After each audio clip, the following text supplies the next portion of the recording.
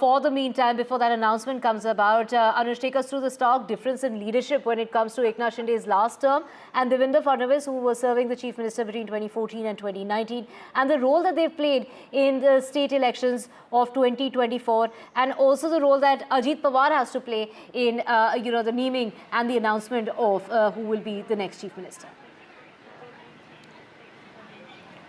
In 2019, when Devendra Fadnavis completed his term as the Chief Minister of Maharashtra, he became the only second Chief Minister after Yashwantrao Chavan to have completed 5 years of term. It was an uninterrupted term because they had a majority in place along with the erstwhile United Shiv Sena. And of course, there were differences with Uddhav Thackeray's Sena even after the 2014 state assembly elections as well. But it was all managed very well by Devendra Fadnavis. Now, talking about his leadership style, he is looked at as an effective leader here from Maharashtra, right? He's got age on his side and he's got good relations with the Rashtriya Swayam Seva Sangh as well.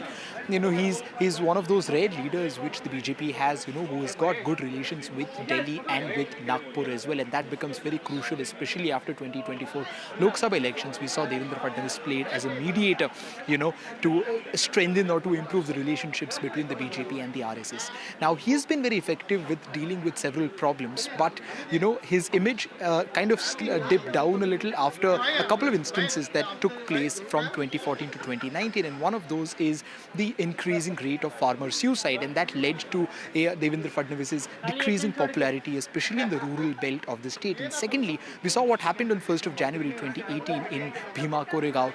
That also, kind of hit or impacted his image of being an able home minister or an administrator. But overall, he's got a good record by his side. When you talk about Eknath Shinde, now Eknath Shinde, there were a lot of doubts on Eknath Shinde when he took over as the Chief Minister. He was, of course, not expected to be the Chief Minister, but when he took over, firstly, he is a Maratha face, right? And that helped the BJP and the entirety of the Mahayuti immensely. We see that Maratha reservation has been one of the topmost concerns of the government, and one person that has been on the radar of all the Maratha activists in this particular episode is Devendra Fadnavis. And in that case, to have Eknath Shinde as the leader, and to have Eknath Shinde as someone to lead the face of the government becomes very crucial.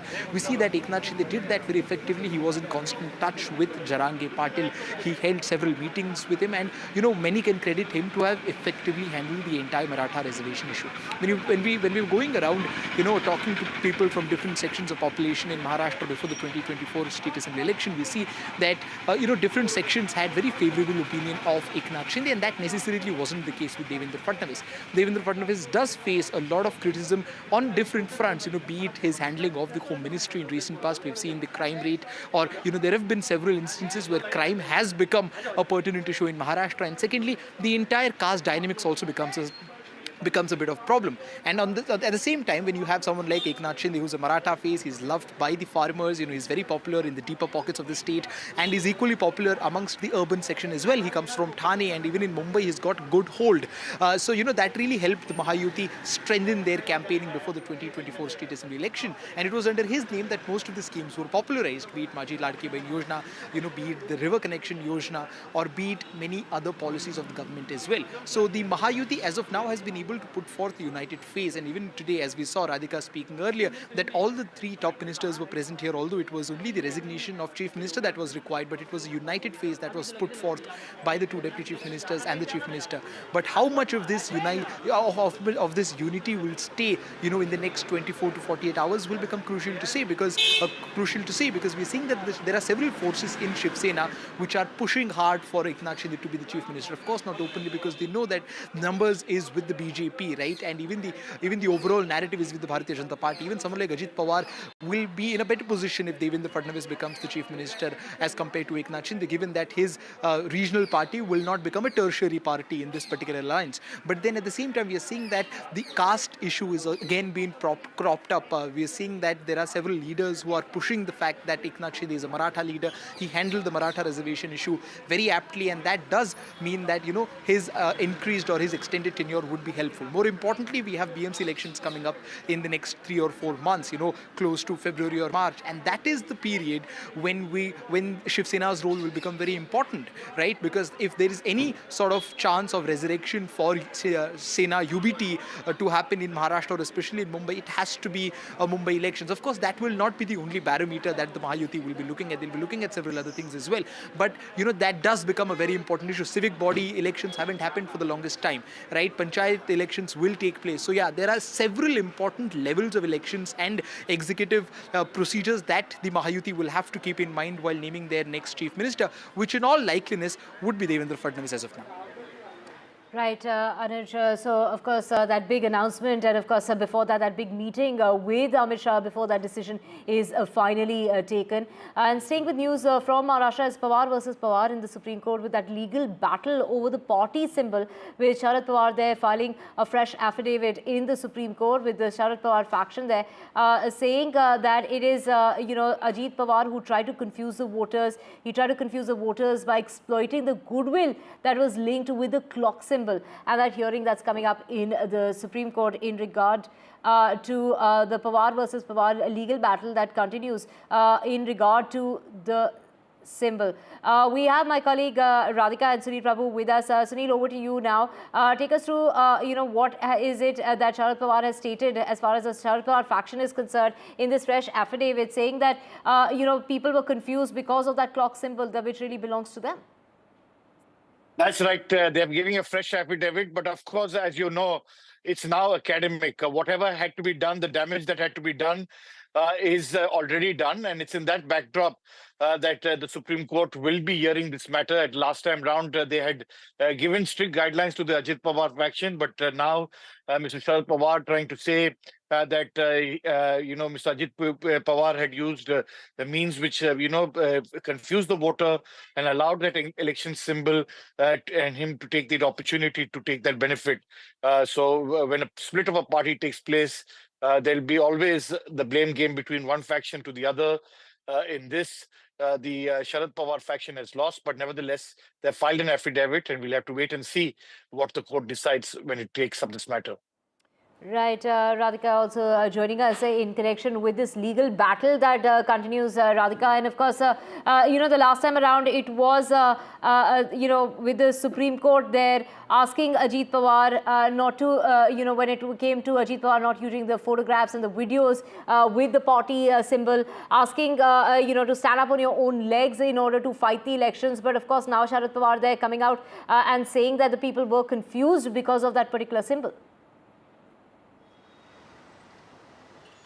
Certainly, NCP symbol, as I was pointing, is only intensifying before the Supreme Court. Now, fresh affidavit being filed by Sharad Pawar saying that the use of a clock symbol by Ajit Pawar created confusion among minds of voters, in a way indicating or rather hinting that the reason why, Ajit Pawar perhaps won the way he did is as a result of the confusion that it created among the minds of voters over who the real NCP is.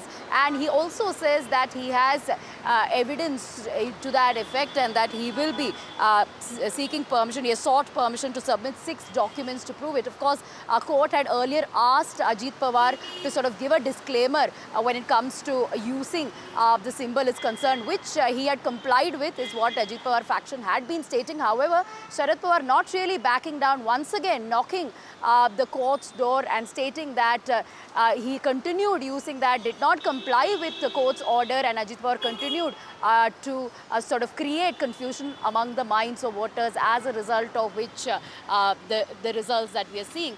Remains to be seen how the court will take this forward. Will any sort of directives be given now that the elections are over? Right. Thank you so much, Sunil and Radhika, for joining us with all those details.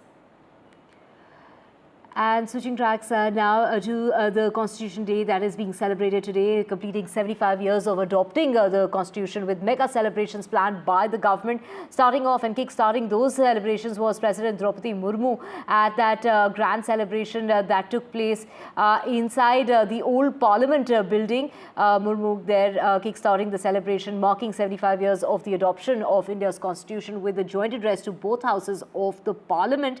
The year-long celebration to mark the 75 years, which started with the President addressing that joint session in the Central Hall to mark and commemorate with a coin and a stamp that was released, and the President there that led the ceremonial reading of the preamble to the Constitution. It, and in terms of the event that reignited political tensions with the opposition parties, urging the Lok Sabha Speaker Om Birla to allow their leaders also to address the celebratory event. And this comes amid a backdrop of repeated boycotts, with 14 opposition parties skipping the event in 2019 and 2021, citing concerns over alleged violations of constitutional principles. It is the Prime Minister who will also later in the day be attending the Constitution Day celebration at the Supreme Court, where he'll release the annual report of the Indian judiciary. हम भारत के लोग भारत को एक संपूर्ण प्रभुत्व संपन्न समाजवादी पंथ निरीक्षण लोकतांत्रिक गणराज्य बनाने के लिए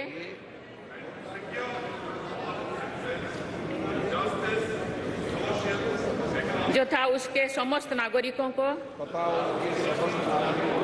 सामाजिक, आर्थिक और राजनैतिक न्याय, विचार, अभिव्यक्ति, विश्वास, धर्म और उपासना की स्वतंत्रता,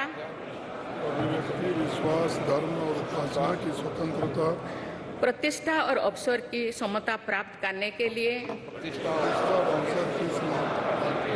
तथा उन सब में व्यक्ति की गरिमा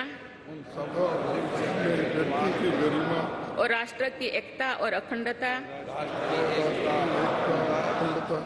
सुनिश्चित करने वाली बंधुता बढ़ाने के लिए दृढ़ संकल्प होकर अपनी इस संविधान सभा में आज तारीख 26 नवंबर 1949 ईस्वी को एतद द्वारा इन संविधान को अंगीकृत, अधिनियमित और आत्मार्पित करते हैं।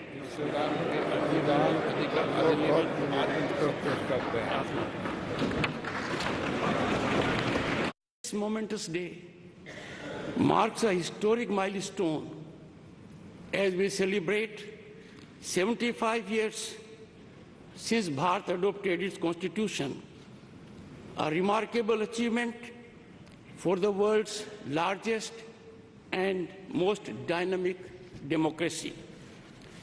Our nation thrives with remarkable economic growth, robust infrastructure, widespread digital adoption, all getting international recognition and accolades. These achievements are vindication that our Constitution has effectively anchored Indian democracy. संविधान सभा में अलग अलग विचारधारा के लोग सदस्य थे। इसके बावजूद भी उन्होंने एक एक अनुच्छेद पर विचार किया, मंथन किया, पूरी गरिमा और मर्यादा से अपनी सहमति असहमति व्यक्त करते हुए संविधान की रचना की। सार्थक एवं गरिमापूर्ण संवाद की इस उत्कृष्ट परंपरा को हमें अपने सदनों में भी अपनाना चाहिए। हमारा संविधान देश में सामाजिक आर्थिक बदलाव का सुधार रहा है। करते हुए काल में हम सामूहिक प्रयासों से विकसित भारत की और मजबूती से आगे बढ़ रहे हैं। हमारे संविधान में प्रत्येक नागरिक के मूल कर्तव्यों का स्पष्ट उल्लेख किया गया है। भारत की एकता और अखंडता की रक्षा करना, समाज में समरसता की भावना का निर्माण करना, महिलाओं के सम्मान को सुनिश्चित करना, पर्यावरण की रक्षा करना, वैज्ञानिक दृष्टिकोण को अपनाना, सार्वजनिक संपत्ति की सुरक्षा करना तथा राष्ट्र को उपलब्धियों की नई ऊंचाई तक ले जाना नागरिकों के मूल कर्तव्यों में शामिल है। हमारा संविधान एक जीवंत और प्रगतिशील दस्तावेज है। बदलते समय की मांग के अनुसार नए विचारों को अपनाने की व्यवस्था हमारे दूरदर्शी संविधान निर्माताओं ने बनाए थे। हमने संविधान के माध्यम से सामाजिक न्याय और समावेशी विकास के अनेक बड़े लक्ष्यों को प्राप्त किया है। नई सोच के साथ हम भारत को विश्व समुदाय में नई पहचान दिला रहे हैं। Right, we just heard Draupadi Murmu there in that address to both the houses, and we have Vasudha joining us. Vasudha, through that address that we heard, Draupadi Murmu saying that we have achieved goals of social justice and development. She also released that coin and that stamp. Take us through the other celebrations that are planned in the course of the day.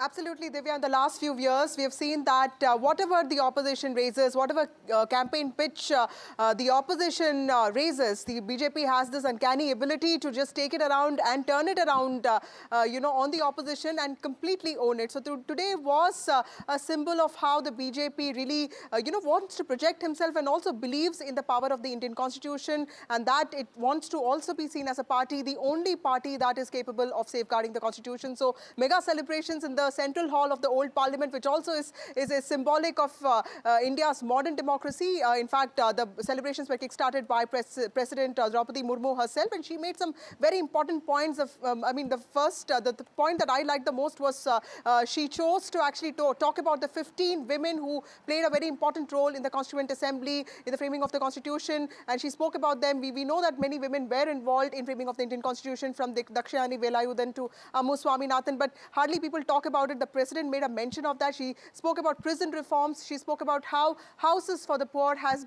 given them the ability to dream big. She's also spoken about India being a Vishwa Bandhu and the fact that we need to imbibe constitutional values as part of our daily life. So several important points there. The Vice President Jagdeep Dhankar spoke about MPs being guardians of the Lok Sabha and the Rajya Sabha, and he said that something like a disturbance actually threatens democratic institutions. So MPs should actually work towards creating more dialogue. So that, of course, was an inference to the continuing rancor and clamor that we see in the Parliament, and also disruptions. He also brought in the emergency of 1975 and said that that was a dark period for Indian democracy. Now that also is a big political flashpoint between the BJP and the opposition parties. Lok Sabha Speaker Om Birla, of course, said that a lot of disagreements also prevailed during the framing of the Constitution, but all of that was constructive, which also led to something so powerful as the Indian Constitution. So very valid points there. The optics of it, Rahul Gandhi and of course Mallikarjun Kharge were also part of the dais, and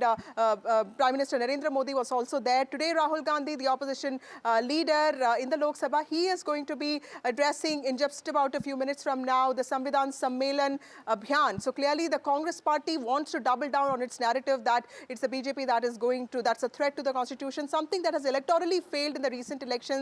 Starting from Haryana, we saw 75% of the reserved constituencies in Maharashtra voting for the BJP-led Mahayuti. So clearly, while the opposition's pitch around save the Constitution has failed electorally, there is some doubling down by the opposition on that front. That's going to play out today. And the Prime Minister, like you rightly said, is also going to speak today at the Supreme Court. He'll also be launching the annual report of the judiciary. So he's going to make important points as well. Second day of the winter session, and a palpable difference in the way, the body language and the optics of the opposition MPs and BJP MPs are. But today's Constitution Day celebrations, a short function, just 1 hour, but of course, some very important speeches made by the President, Vice President and the Lok Sabha Speaker.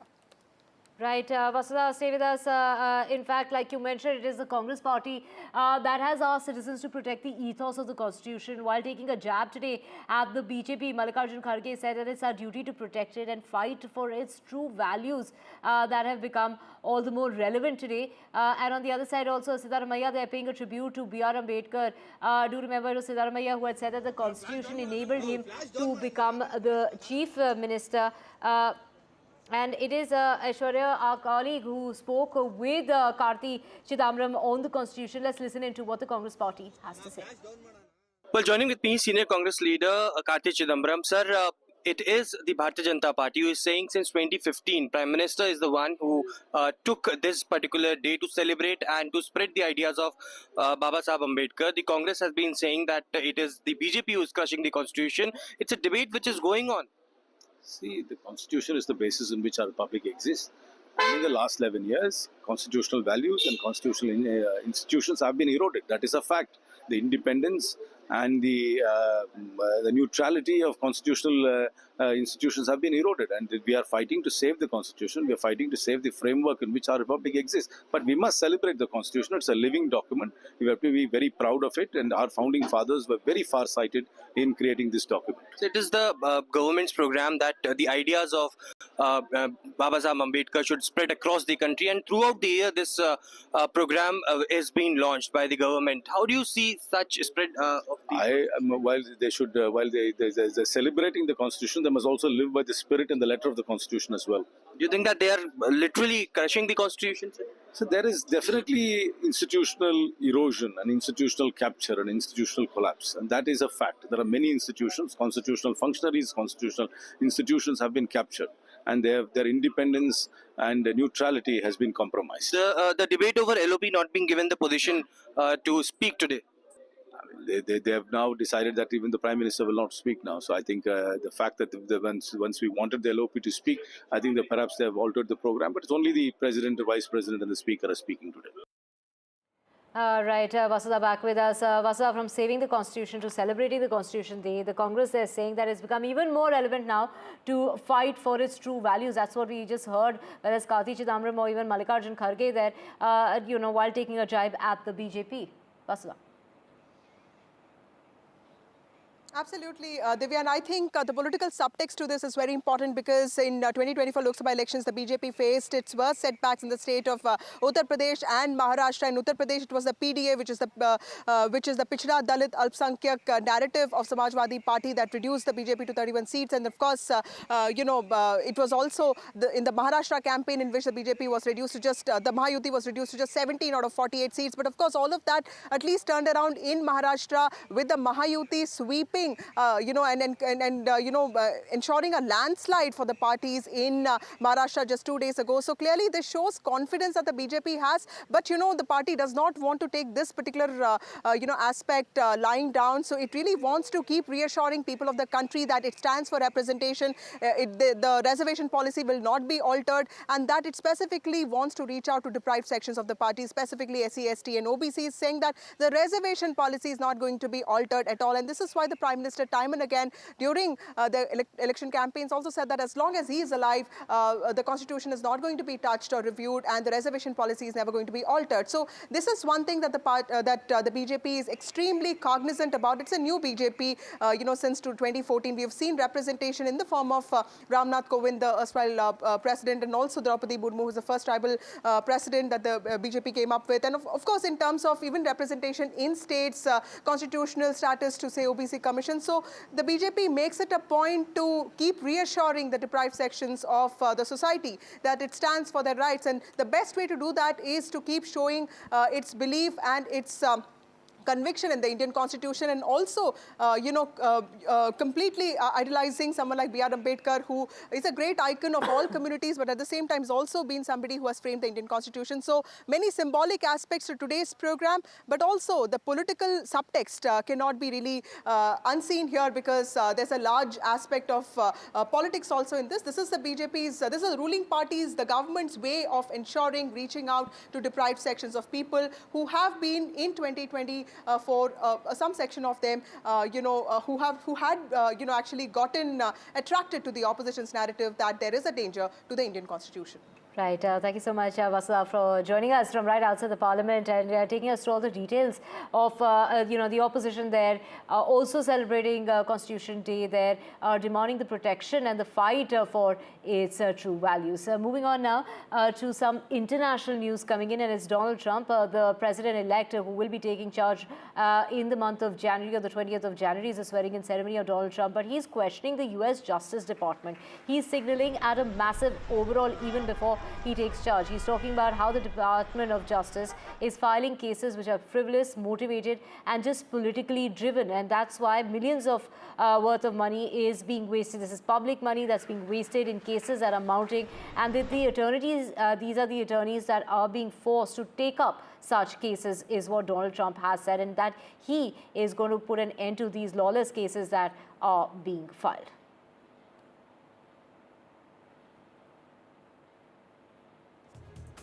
And with that, we're slipping a very short break. Back with a whole lot more on the other side. To stay with us.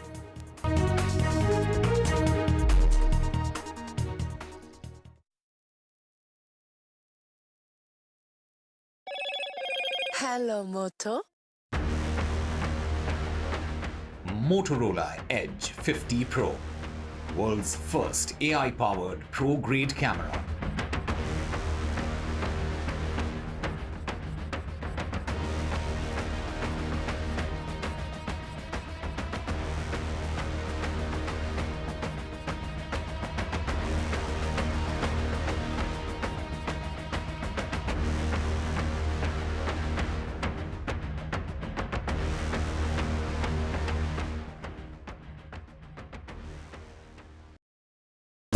New day, new show, a new experience.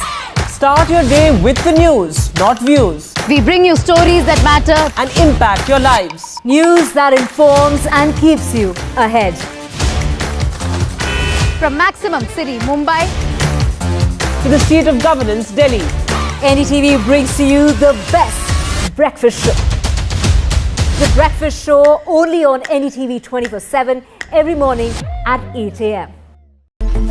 It's a web of frauds, calls, luring emails, threatening messages. Cyber frauds have cast their net wide and everyone is at risk. We track the victims, their horror stories as they get conned online, extorted and robbed of their hard-earned money. How to identify a cyber fraud and how to stay cyber safe. What are your options? Fraud.con, NDTV initiative for cyber safety. Only on NDTV 24/7. I've been reporting on all issues, big and small, from Andhra Pradesh, Telangana, rest of South India, bringing you all the action, all that you need to know, all that you want to know. The energy of Maximum City is infectious. I bring in that energy in our news coverage from financial capital, Mumbai. India's IT capital is always buzz. It's literally a city that never sleeps. And I keep you ahead on all the Bengaluru buzz. Covering from the southernmost part of India over the last 23 years, I bring in-depth and 360-degree coverage from the Dravidian heartland. The land of Mishti is also known for its bitter politics. I have seen much water flow under the Howrah Bridge, covering Bengal in all its vivid colors.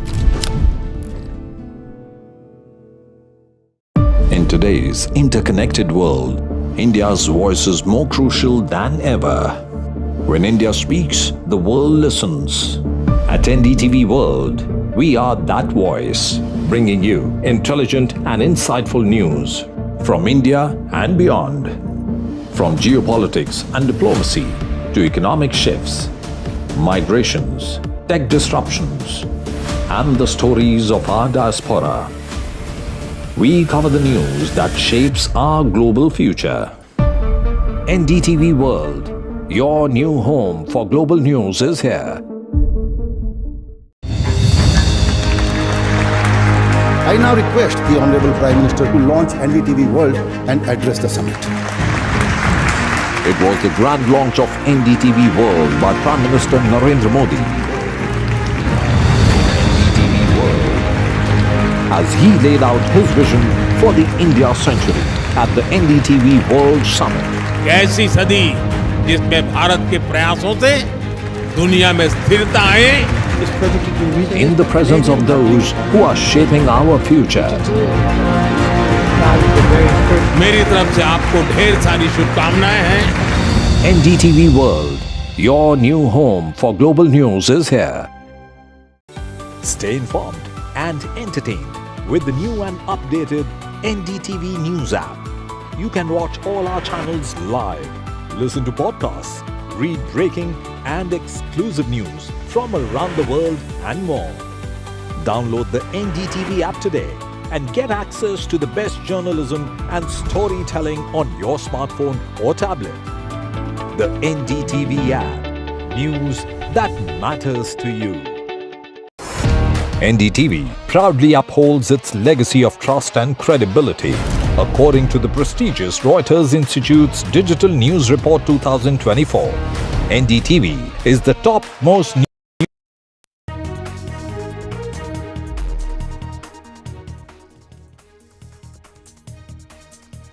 Welcome back. Two explosions occurred outside two clubs in Chandigarh on Monday night, with the police suspecting it to be a case of attempted extortion.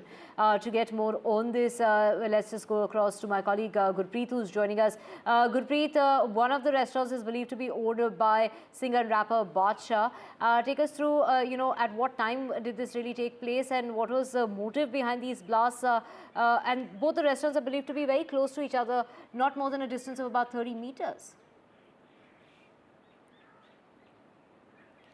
Well, yes, of course, early morning at 3 a.m. This blast has been taken place, and this is the one of the discos which belong to the rapper, who is a renowned rapper Badshah, and here that the blast has been taken place. So we can see these visuals here, the impact of the blast here in the early morning. The police have already got the CCTV camera footage, and from the footage they have already been understand that the two people had come on a bike and one had thrown some explosive substance. That is, police has been verifying. I'll go along with my camera person to the another disco where we will also show the impact of that blast had taken place here. The police had already roped in the forensic experts so that they will be able to understand what material has been used and what was the motive. In the preliminary investigation, what we have learned from the police sources, they say it seems it could be possible attempt to just extort money from these owners, because these are the gullible people. What we have learned, this extortion racket is already been run from here. So this is the second disco which we are showing, and I'll request my VJ to just focus all the pictures here so that we will be able to show all these pictures to our viewers. Also, we can see here they had thrown that some explosive substance, and the impact of that explosive substance, we can see this broken window which we are showing at this point of time to the viewers. That seems to be a huge impact here. So now the police have already called all the forensic experts, and they have already gathered all the evidence from the spot so that they will be able to get all the evidence, and they will be able to connect all the leads which they are getting. The CCTV footage which they have already procured by the police, they are also trying to identify those people, and what we have learned, these forensic experts, they are trying to get all the leads from this spot. I'll also show this CCTV camera which has been installed from this place so that they will be able to monitor all the situation what is happening outside of these discos. And here in sector 26 we have seen huge number of the parties are being thrown by the youngsters also, and these are the famous place where this incident had taken place. We have seen SP, SSP Chandigarh, they have already probing this case in detail, and all the leads are being taken by the police. And what we have learned, the CCTV camera footage from entry of this sector and from the other CCTV camera footage from the various locations, they are trying to get so that they will be able to find out who are the people behind this blast. And this preliminary investigation which is already been carried by the police, they say they are also trying to find out the call details, and they will be able to trace out these people. So let's see, because as of now the prime core investigation which is being carried by the Chandigarh police to find out what substance they had thrown and why there is a huge impact of the blast. So that is the prime core investigation which is being taken by the Chandigarh police. So let's wait for more time to understand, because forensic experts, they have already collected all the evidence from the spot, and they are trying to examine so that they will be able to get more clarity what explosive material was being used to just throw the blast. But one thing that was very clear at that time, 3 a.m. when there was nobody, no loss of anything more than this property loss which we have already shown to our viewers. So it seems that they are being targeted with a specific motive, and that motive is a part of investigation which is being carried by Chandigarh police. Back to studio. Right, Gurpreet, thankfully there was no loss that has been reported as far as human loss is concerned, but of course loss to property and that damage that we are seeing on our screens in regard to that blast that took place. There were two explosions that took place in Chandigarh between 2:30 and 2:45 from what we are hearing. Thank you, Gurpreet, for joining us with those details. With that, we're slipping in a short break. Back with a whole lot more. Stay with us.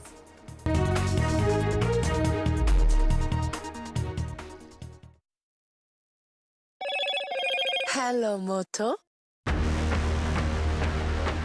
Motorola Edge 50 Pro, world's first AI-powered pro-grade camera.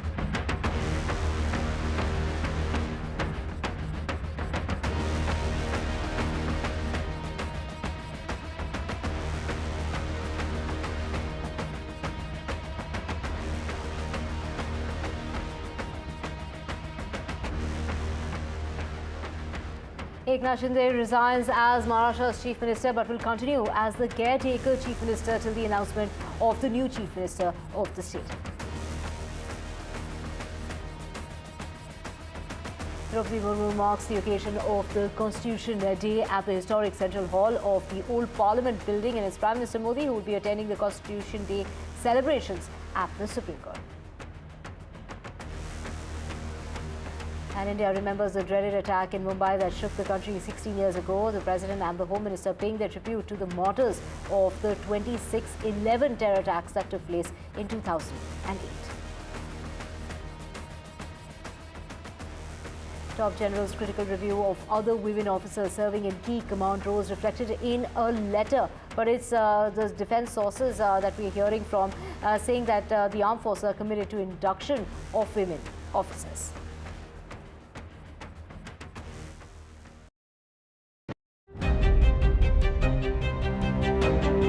Hello and welcome to India Sense, where I speak with global opinion makers. The United States has made a strategic decision over the last 20 years to move closer to India. So a $7 trillion economy seems a perfectly conceivable number. If you want to be a national party, it's that you sort of accept the way the world is rather than want to endlessly hark back to how it was. Modi is promoting the digitization of the economy, which is accelerating growth in the country. New day, new show, a new experience. Start your day with the news, not views. We bring you stories that matter and impact your lives. News that informs and keeps you ahead. From Maximum City, Mumbai, to the seat of governance, Delhi, NDTV brings to you the best breakfast show. The breakfast show only on NDTV 24/7 every morning at 8 a.m. It's a web of frauds, calls, luring emails, threatening messages. Cyber frauds have cast their net wide and everyone is at risk. We track the victims, their horror stories as they get conned online, extorted and robbed of their hard-earned money. How to identify a cyber fraud and how to stay cyber safe. What are your options? Fraud.con, NDTV initiative for cyber safety. Only on NDTV 24/7. I've been reporting on all issues big and small from Andhra Pradesh, Telangana, rest of South India, bringing you all the action, all that you need to know, all that you want to know. The energy of Maximum City is infectious. I bring in that energy in our news coverage from financial capital Mumbai. India's IT capital is always buzz. It's literally a city that never sleeps. And I keep you ahead on all the Bengaluru buzz. Covering from the southernmost part of India over the last 23 years, I bring in-depth and 360-degree coverage from the Dravidian heartland. The land of Mishti is also known for its bitter politics. I have seen much water flow under the Howrah Bridge, covering Bengal in all its vivid colors. In today's interconnected world, India's voice is more crucial than ever. When India speaks, the world listens. At NDTV World, we are that voice, bringing you intelligent and insightful news from India and beyond. From geopolitics and diplomacy to economic shifts, migrations, tech disruptions, and the stories of our diaspora. We cover the news that shapes our global future. NDTV World, your new home for global news, is here. I now request the Honorable Prime Minister to launch NDTV World and address the summit. It was the grand launch of NDTV World by Prime Minister Narendra Modi. NDTV World.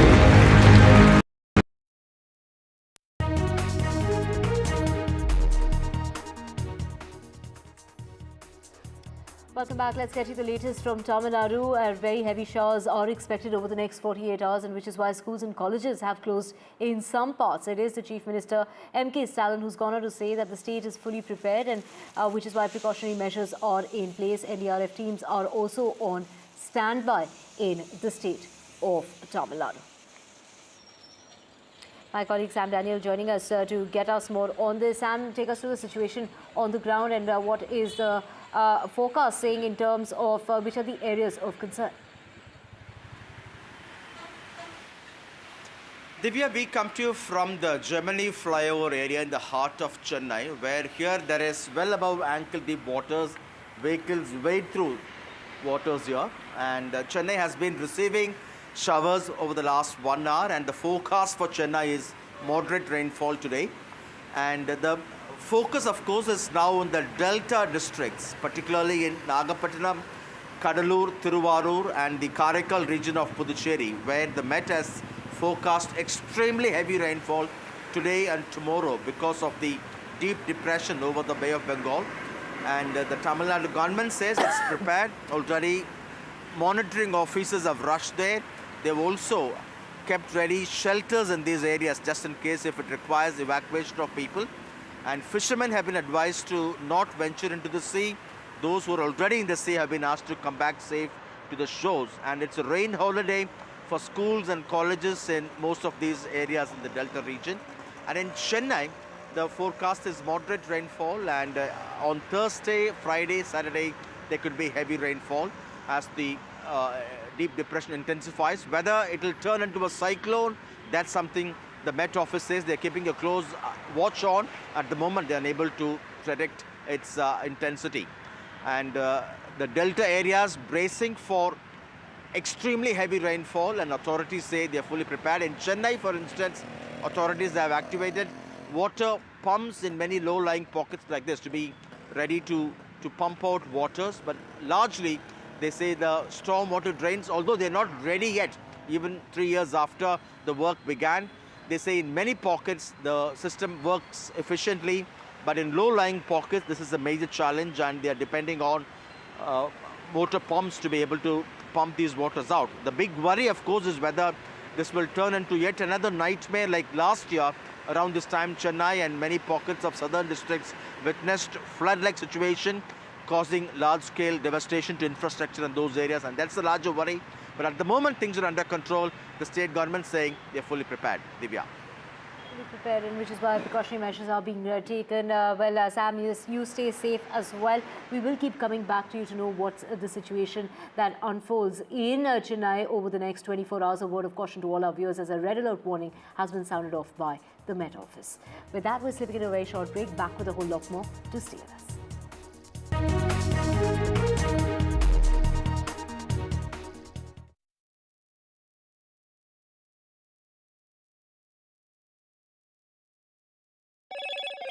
Hello, Moto.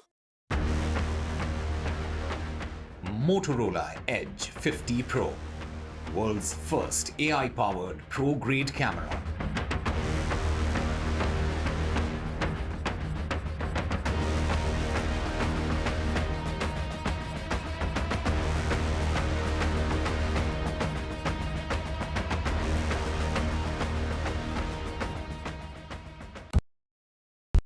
Stay informed and entertained with the new and updated NDTV News app. You can watch all our channels live, listen to podcasts, read breaking and exclusive news from around the world and more. Download the NDTV app today and get access to the best journalism and storytelling on your smartphone or tablet. The NDTV app. News that matters to you. NDTV proudly upholds its legacy of trust and credibility.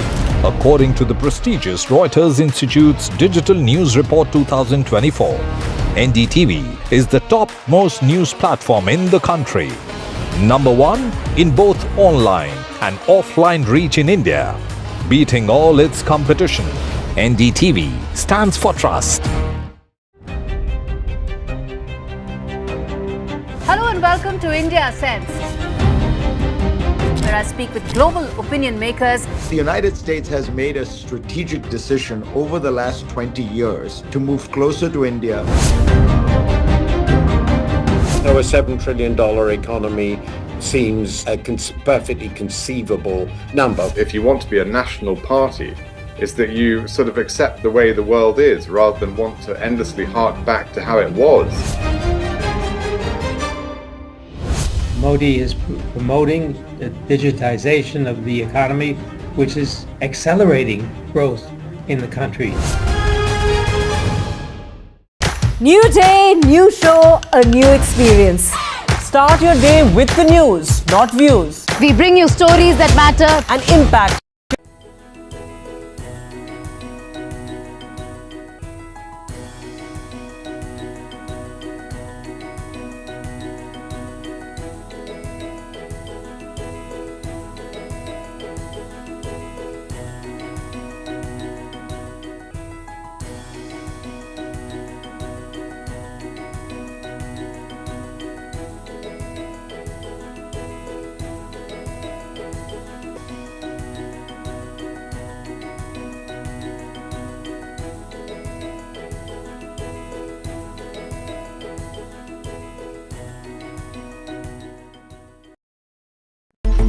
It's a web of frauds, calls, luring emails, threatening messages. Cyber frauds have cast their net wide and everyone is at risk. We track the victims, their horror stories as they get conned online, extorted and robbed of their hard-earned money. How to identify a cyber fraud and how to stay cyber safe. What are your options? Fraud.con. NDTV initiative for cyber safety. Only on NDTV 24/7. I've been reporting on all issues big and small from Andhra Pradesh, Telangana, rest of South India, bringing you all the action, all that you need to know, all that you want to know. The energy of Maximum City is infectious. I bring in that energy in our news coverage from financial capital Mumbai. India's IT capital is always buzz. It's literally a city that never sleeps. And I keep you ahead on all the Bengaluru buzz.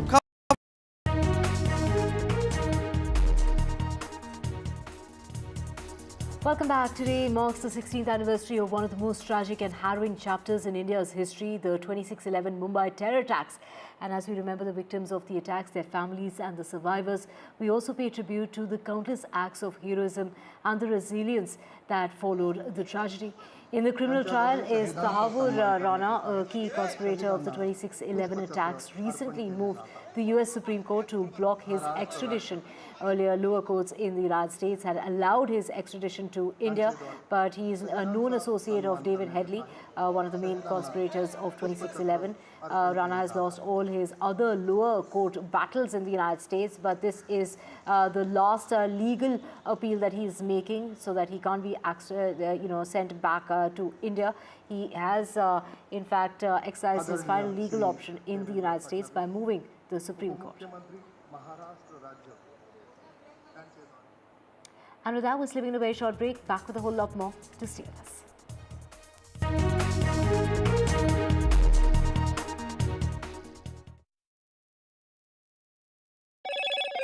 Hello, Moto. Motorola Edge 50 Pro. World's first AI-powered pro-grade camera.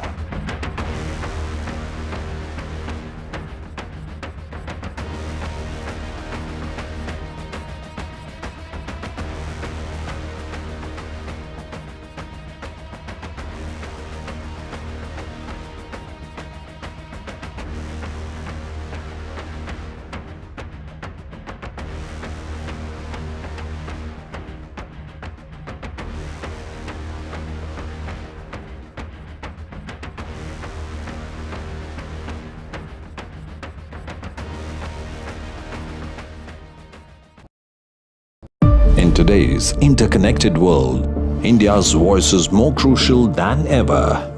When India speaks, the world listens. At NDTV World, we are that voice, bringing you intelligent and insightful news from India and beyond.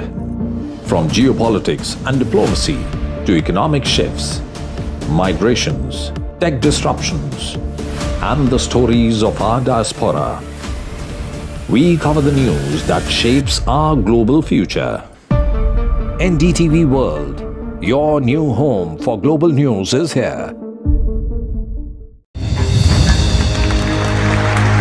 I now request the Honorable Prime Minister to launch NDTV World and address the summit. It was the grand launch of NDTV World by Prime Minister Narendra Modi. NDTV World, as he laid out his vision for the India century at the NDTV World Summit. ऐसी सदी जिसमें भारत के प्रयासों से दुनिया में स्थिरता आए, in the presence of those who are shaping our future. मेरी तरफ से आपको ढेर सारी शुभकामनाएं हैं.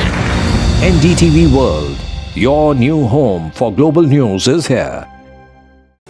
Stay informed and entertained with the new and updated NDTV News app. You can watch all our channels live, listen to podcasts, read breaking and exclusive news from around the world and more.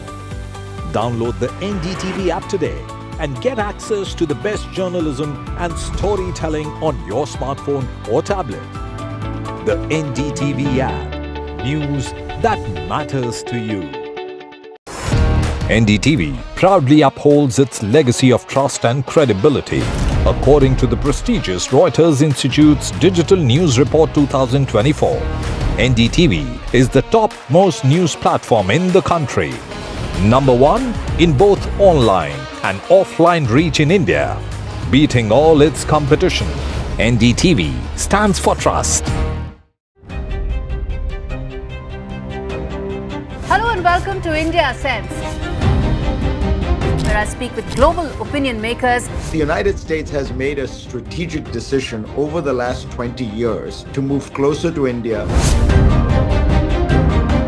Now, a $7 trillion economy seems a perfectly conceivable number. If you want to be a national party, it's that you sort of accept the way the world is rather than want to endlessly hark back to how it was. Modi is promoting the digitization of the economy, which is accelerating growth in the country. New day, new show, a new experience. Start your day with the news, not views. We bring you stories that matter and impact your lives. News that informs and keeps you ahead. From Maximum City, Mumbai, to the seat of governance, Delhi, NDTV brings to you the best breakfast show. The breakfast show only on NDTV 24/7 every morning at 8 a.m. It's a web of frauds, calls, luring emails, threatening messages. Cyber frauds have cast their net wide and everyone is at risk. We track the victims, their horror stories as they get conned online, extorted and robbed of their hard-earned money. How to identify a cyber fraud and how to stay cyber safe. What are your options? Fraud.con, NDTV initiative for cyber safety. Only on NDTV 24/7. I've been reporting on all issues big and small from Andhra Pradesh, Telangana, rest of South India, bringing you all the action, all that you need to know, all that you want to know. The energy of Maximum City is infectious. I bring in that energy in our news coverage from financial capital Mumbai. India's IT capital is always buzz. It's literally a city that never sleeps. And I keep you ahead on all the Bengaluru buzz. Covering from the southernmost part of India over the last 23 years, I bring in-depth and 360-degree coverage from the Dravidian heartland. The land of Mishti is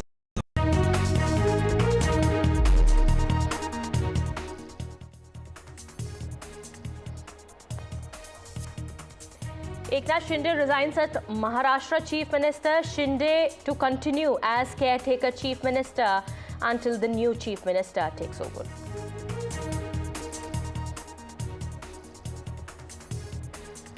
President Draupadi Murmu marks the occasion of Constitution Day at the historic Central Hall of Parliament. PM Modi attends Constitution Day celebrations.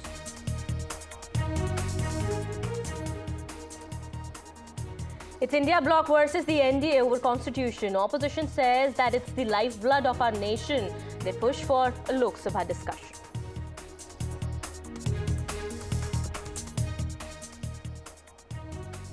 Top General's critical review of other women officers serving in key command roles reflected in a letter. Defense sources say that we are committed to induction of women officers.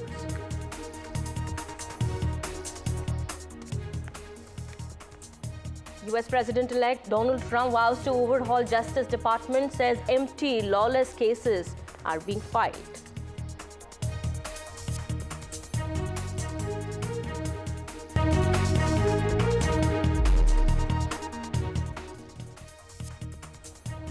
Hi there, a very good afternoon. You're watching NDTV 24/7. My name is Kitty Bahel. It's a huge face-off that has erupted over Constitution Day celebrations. India bloc MPs have now written to the Lok Sabha Speaker. We are learning in this letter, India bloc MPs have asked for the Lok Sabha Speaker to hold a two-day discussion on the Constitution.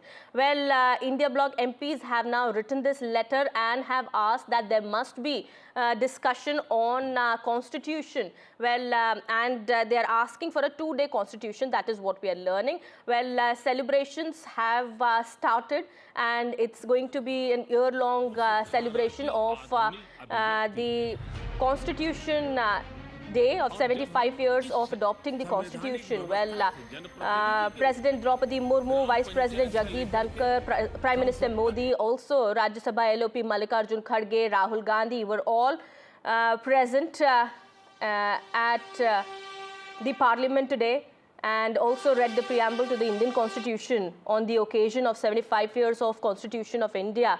But this face-off now that has erupted between the NDA versus the India bloc, this looks like it's going to escalate further, and now the India bloc is demanding a two-day discussion. Listen in to the reactions that have come in, Mallikarjun Kharge, as well as we've spoken to Gaurav Gogoi. संविधान दिवस पहले भी मनाया गया था, आज भी मनाया है, और हम ये चाहते हैं कि इसको 2 दिन डिस्कशन देना चाहिए। डिटेल में संविधान के ऊपर अगर डिस्कशन हुआ तो लोगों को मालूम होता संविधान का महत्व क्या है, अपने फंडामेंटल राइट्स क्या है, अपने सेक्युलरिज्म के बारे में क्या है, सोशलिज्म के बारे में क्या है। ये सारी चीज़ें हम पार्लियामेंट के थ्रू लोगों को समझा सकते हैं। इसीलिए हमने लेटर भी लिखा है और डिमांड भी किया है कि 2 दिन का डिस्कशन पार्लियामेंट में होना चाहिए। Senior Congress leader Gaurav Gogoi is with me, sir. The opposition wants a 2-day discussion in the winter session on Constitution of India. Today, the government celebrated this day.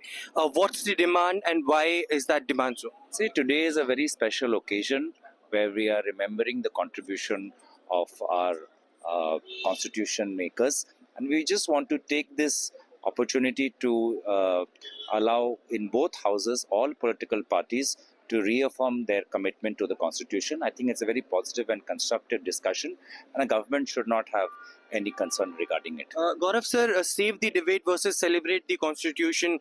Save the Constitution versus celebrate the Constitution debate is on, and it has been BJP MPs who have been saying since 2015 it is the Bharatiya Janata Party who had started this celebration. How do you see that, sir?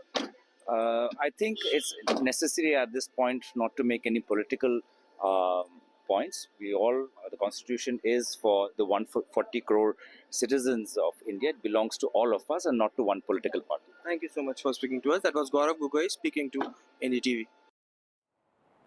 My colleague Aishwarya also joining us on the broadcast, getting us more on this issue. Well, we do understand, Aishwarya, this has become a major flashpoint between the NDA and the India bloc. Even as the India bloc is now demanding a 2-day discussion on Constitution, the BJP also has posted a video of Rahul Gandhi saying that he's insulted a tribal president. He left without saying namaste to the president, and this only looks like it's going to escalate further.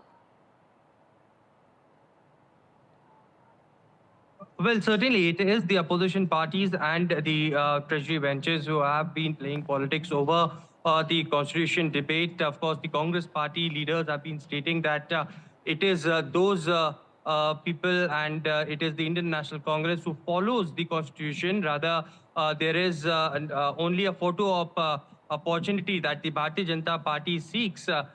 It is, of course, the government of India who had planned a grand event which will just not end today but will last for at least an year. And the government wants the ideas of Baba Sahib Ambedkar to be circulated across the country. But it is the BJP who had released now a video stating that Rahul Gandhi even did a namaste to the President of India, which is an insult to a person who is at the top of constitutional position. Remember, yesterday it was the Congress MPs who had written to the Lok Sabha Speaker demanding a change in the plan as far as today's event is concerned. They want LOPs to be addressing the joint session as well, which is something, a tradition according to them. And now today not being given opportunity, only those people who have been sitting on a constitution position, President of India, Vice President and Lok Sabha Speaker spoke today. It is a two-page letter that has been written by the leader opposition of Rajya Sabha and Lok Sabha to the Lok Sabha Speaker, and demanding that they want a 2-day specific session on the Constitution of India, because it is just not Bharatiya Janata Party who can celebrate the Constitution. It is each and every individual MPs who wanted to put forward their views, their ideas in front of the House, and therefore the reason perhaps a 2-day session should be called. Whether that demand will be accepted by the Lok Sabha Speaker and Rajya Sabha Chairperson is something that remains to be seen. All right, thank you so much, Ishwarya, for getting us all those details there. Well, huge politics over the matter now, and this has become another flashpoint between the NDA and the India bloc. Well, President Draupadi Murmu had kick-started the celebrations marking 75 years of the adoption of India's constitution with a joint address to both houses of the parliament today. Historic year-long celebration to commemorate the 75 years of adoption of Constitution of India began today under the campaign tagline, Hamara Samvidhan, Hamara Swabhiman. Well, President Draupadi Murmu, Vice President Jagdeep Dhankar, PM Modi, Rajya Sabha LOP Mallikarjun Kharge, as well as Lok Sabha LOP Rahul Gandhi, Union Ministers including JP Nadda, also read the preamble to the Indian Constitution on this occasion. Well, Draupadi Murmu today recalled that President of India, Rajendra Prasad, had earlier said that keeping the Constitution alive depends on the people who govern it. And, well, she had also said that the government has given opportunities to all sections of society, especially the weaker section, providing them electricity facilities, permanent housing, world-class infrastructure that is being created on a large scale in the country. Listen in. हमारे संविधान में प्रत्येक नागरिक के मूल कर्तव्यों का स्पष्ट उल्लेख किया गया है। भारत की एकता और अखंडता की रक्षा करना, समाज में समरसता की भावना का निर्माण करना, महिलाओं के सम्मान को सुनिश्चित करना, पर्यावरण की रक्षा करना, वैज्ञानिक दृष्टिकोण को अपनाना, सार्वजनिक संपत्ति की सुरक्षा करना तथा राष्ट्र को उपलब्धियों की नई ऊंचाई तक ले जाना नागरिकों के मूल कर्तव्यों में शामिल है। हमारा संविधान एक जीवंत और प्रगतिशील दस्तावेज है। बदलते समय की मांग के अनुसार नए विचारों को अपनाने की व्यवस्था हमारे दूरदर्शी संविधान निर्माताओं ने बनाए थे। हमने संविधान के माध्यम से सामाजिक न्याय और समावेशी विकास के अनेक बड़े लक्ष्यों को प्राप्त किया है। नई सोच के साथ हम भारत को विश्व समुदाय में नई पहचान दिला रहे हैं। Whatever the opposition raises, whatever campaign pitch the opposition raises, the BJP has this uncanny ability to just take it around and turn it around, on the opposition and completely own it. So today was a symbol of how the BJP really, wants to project himself and also believes in the power of the Indian Constitution, and that it wants to also be seen as a party, the only party that is capable of safeguarding the Constitution. So mega celebrations in the central hall of the old Parliament, which also is a symbolic symbolic of India's modern democracy. In fact, the celebrations were kick-started by President Draupadi Murmu herself, and she made some very important points. The point that I liked the most was she chose to actually talk about the 15 women who played a very important role in the Constituent Assembly, in the framing of the Constitution, and she spoke about them. We know that many women were involved in framing of the Indian Constitution, from Dakshayani Velayudan to Ammu Swaminathan, but hardly people talk about it. The President made a mention of that. She spoke about prison reforms. She spoke about how houses for the poor has given them the ability to dream big. She's also spoken about India being a Vishwa Bandhu and the fact that we need to imbibe constitutional values as part of our daily life. So several important points there. The Vice President Jagdeep Dhankar spoke about MPs being guardians of the Lok Sabha and the Rajya Sabha, and he said that something like a disturbance actually threatens democratic institutions, so MPs should actually work towards creating more dialogue. So that, of course, was an inference to the continuing rancor and clamor that we see in the parliament, and also disruptions. He also brought in the emergency of 1975 and said that that was a dark period for Indian democracy. Now that also is a big political flashpoint between the BJP and the opposition parties. Lok Sabha Speaker Om Birla, of course, said that a lot of disagreements also prevailed during the framing of the Constitution, but all of that was constructive, which also led to something so powerful as the Indian Constitution. Well, the Karnataka Congress also today paid tributes to B.R. Ambedkar. Well, the Congress party has urged citizens to protect the ethos of the Constitution while also taking a jab at the BJP. Mallikarjun Kharge today had said that it's our duty to protect the Constitution and fight for its true values. That becomes all the more relevant. Well, remember, Siddaramaiah also today had said that the Constitution had enabled him to become the Chief Minister. இந்திய மக்களாகிய நாம் இந்திய நாட்டினை இறையாண்மையையும் சமநல சமுதாயமும் சமய சார்பின்மையும் மக்களாட்சி முறையையும் அமைந்ததொரு குடியரசாக நிறுவனவும் அதன் குடிமக்கள் அனைவரும் சமுதாய பொருளியல் அரசியல் நீதி எண்ணம் அதன் வெளியீடு கோட்பாடு சமய நம்பிக்கை வழிபாடு இவற்றில் தன்னுரிமை சமுதாய படிநிலை வாய்ப்பு நலம் இவற்றில் சமன்மை ஆகியவற்றை எய்திட செய்யவும் அவர்கள் அனைவரிடமே தனி மனிதனின் மாண்பு நாட்டு மக்களின் ஒற்றுமை ஒருமைப்பாடு இவற்றை உறுதிப்படுத்தும் உடன்பிறப்புரிமையினை வளர்க்கவும் உள்ளார்ந்த உறுதியுடையவராய் இருப்போம். நன்றி. 2024 Lok Sabha elections, the BJP faced its worst setbacks in the state of Uttar Pradesh and Maharashtra. In Uttar Pradesh, it was the PDA, which is the Pichda Dalit Alpsankyak narrative of Samajwadi Party that reduced the BJP to 31 seats. And of course, it was also in the Maharashtra campaign in which the BJP was reduced to just, the Mahayuti was reduced to just 17 out of 48 seats. But of course, all of that at least turned around in Maharashtra with the Mahayuti sweeping,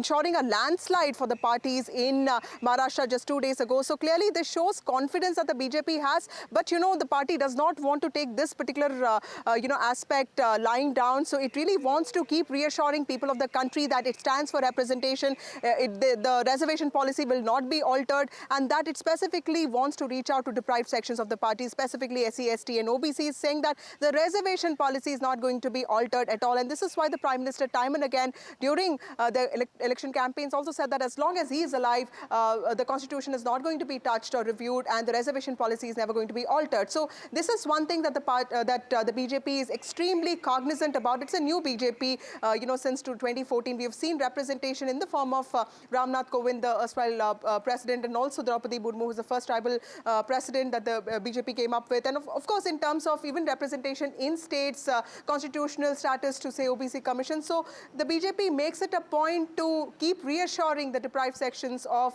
the society that it stands for their rights. And the best way to do that is to keep showing its belief and its conviction in the Indian Constitution, and also, completely Someone like B.R. Ambedkar, who is a great icon of all communities, but at the same time has also been somebody who has framed the Indian Constitution. So many symbolic aspects to today's program, but also the political subtext cannot be really unseen here, because there's a large aspect of politics also in this. This is the BJP's, this is the ruling party's, the government's way of ensuring reaching out to deprived sections of people who have been in 2020 for some section of them, who had actually gotten attracted to the opposition's narrative that there is a danger to the Indian Constitution. All right, we'll keep an eye on the developments here and get you more as updates come in. Meanwhile, news from Maharashtra. Eknath Shinde today resigned as the Chief Minister of Maharashtra and was appointed the caretaker Chief Minister by Governor C.P. Radhakrishnan. Well, Eknath Shinde, along with his deputies Devendra, Fadnavis and Ajit Pawar, had arrived at the Raj Bhavan to meet the governor as the Maharashtra Assembly term comes to an end today. However, the suspense over who will be the next Chief Minister of Maharashtra continues. Until the new government is formed, Shinde will be the caretaker Chief Minister. With Eknath Shinde's resignation, the process of new government formation along with cabinet composition will start. Now, as per sources to NDTV, we are learning that Amit Shah is likely to mediate here and a meeting is expected in Delhi. When is that going to happen? Let's get more information from my colleague Radhika as well as Anu joining us on the broadcast here. Radhika, what more can you tell us? When is this meeting expected? We are learning that Devendra Fadnavis, other Mahayuti partners are also expected to meet Amit Shah.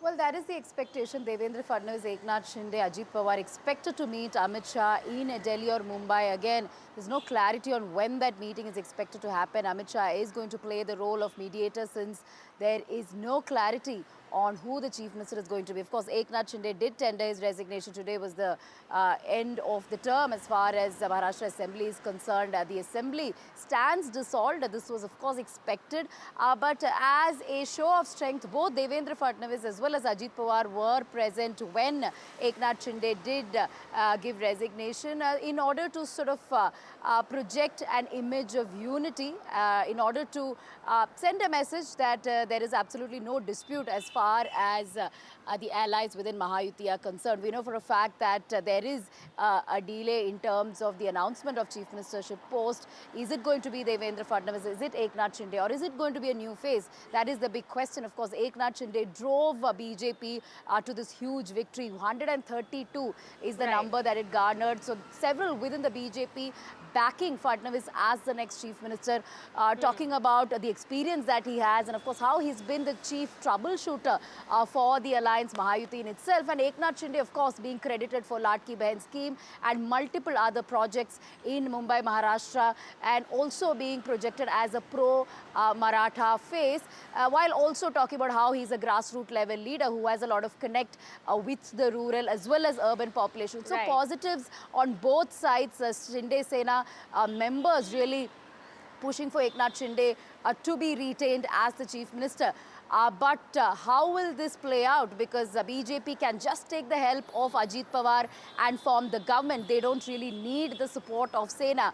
But that could be an extreme scenario. Of course, at this point, they are staying united. But who will be that CM face? The suspense really continuing. Multiple meetings expected to take place. We know that legislative party meeting of BJP is also pending.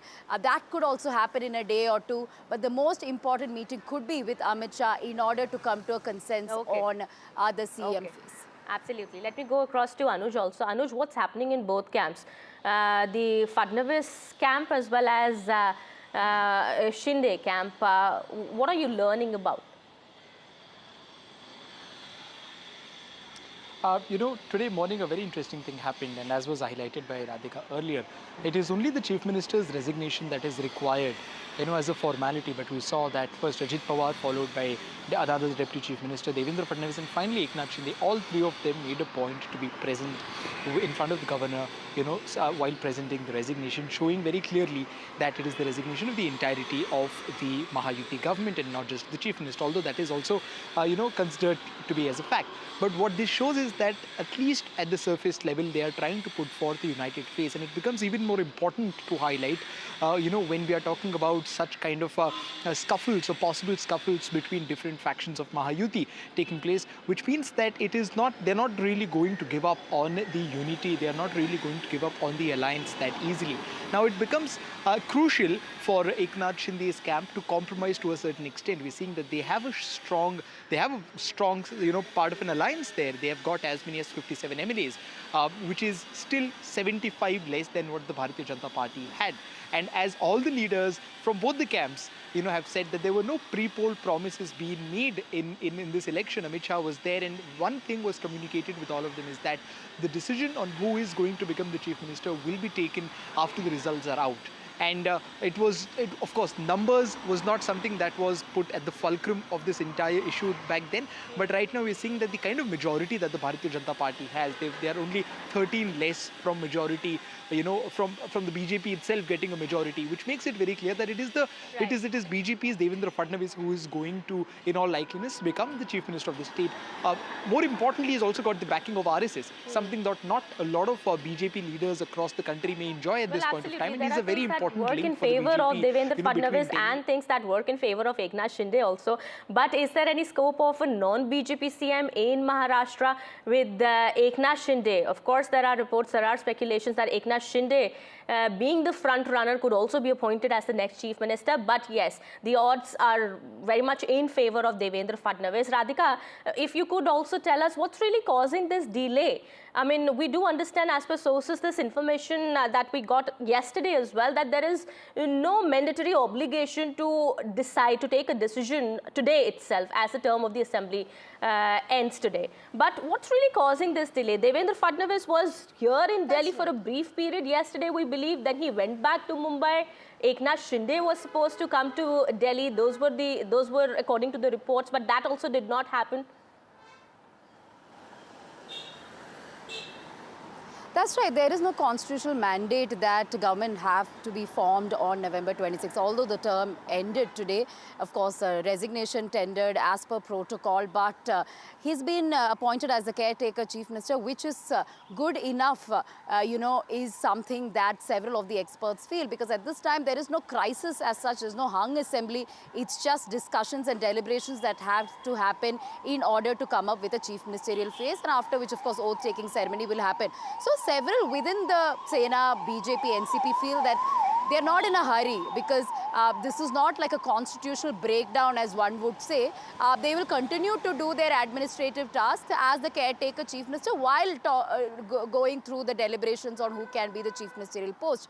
So yes, the delay is clearly because of the support that Shinde has and the support that Fadnavis has, the influence both of them wield respectively within Sena and within BJP. So therefore, all the pros and cons are being weighed within Mahayuti. We know that Ajit Pawar is backing Devendra Fadnavis. That is good enough for Mahayuti to form government. But at the same time, Eknath Shinde is a pro-Maratha face.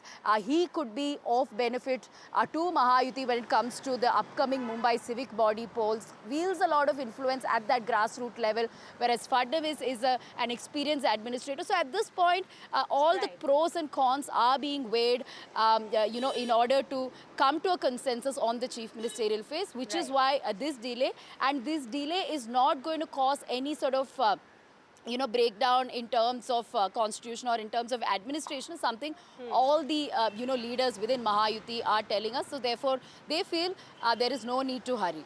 All right. Thank you so much, Radhika, for getting us all those details. Thanks, Anuj, as well, for bringing us all those details there. Our team of reporters continues to track the developments on the ground, and we'll be going back to them in just a bit and try and get more information as it comes. Meanwhile, it's time for a short break here. More continues on the other side.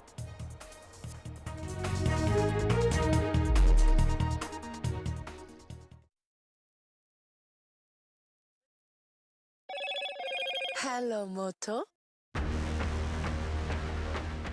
Motorola Edge 50 Pro. World's first AI-powered pro-grade camera.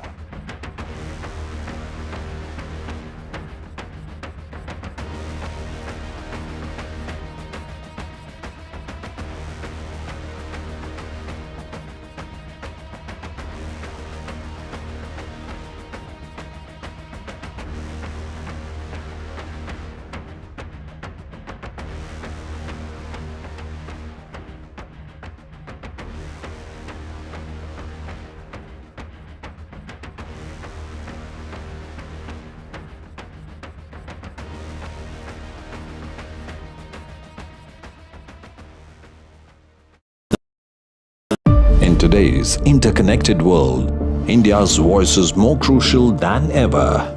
When India speaks, the world listens. At NDTV World, we are that voice, bringing you intelligent and insightful news from India and beyond. From geopolitics and diplomacy to economic shifts, migrations, tech disruptions, and the stories of our diaspora. We cover the news that shapes our global future. NDTV World, your new home for global news, is here. Stay informed and entertained with the new and updated NDTV News app. You can watch all our channels live, listen to podcasts, read breaking and exclusive news from around the world and more. Download the NDTV app today and get access to the best journalism and storytelling on your smartphone or tablet. The NDTV app. News that matters to you. NDTV proudly upholds its legacy of trust and credibility. According to the prestigious Reuters Institute's Digital News Report 2024, NDTV is the top-most news platform in the country. Number 1 in both online and offline reach in India. Beating all its competition, NDTV stands for trust. Hello and welcome to India Sense, where I speak with global opinion makers. The United States has made a strategic decision over the last 20 years to move closer to India. Our $7 trillion economy seems a perfectly conceivable number. If you want to be a national party, it's that you sort of accept the way the world is rather than want to endlessly hark back to how it was. Modi is promoting the digitization of the economy, which is accelerating growth in the country.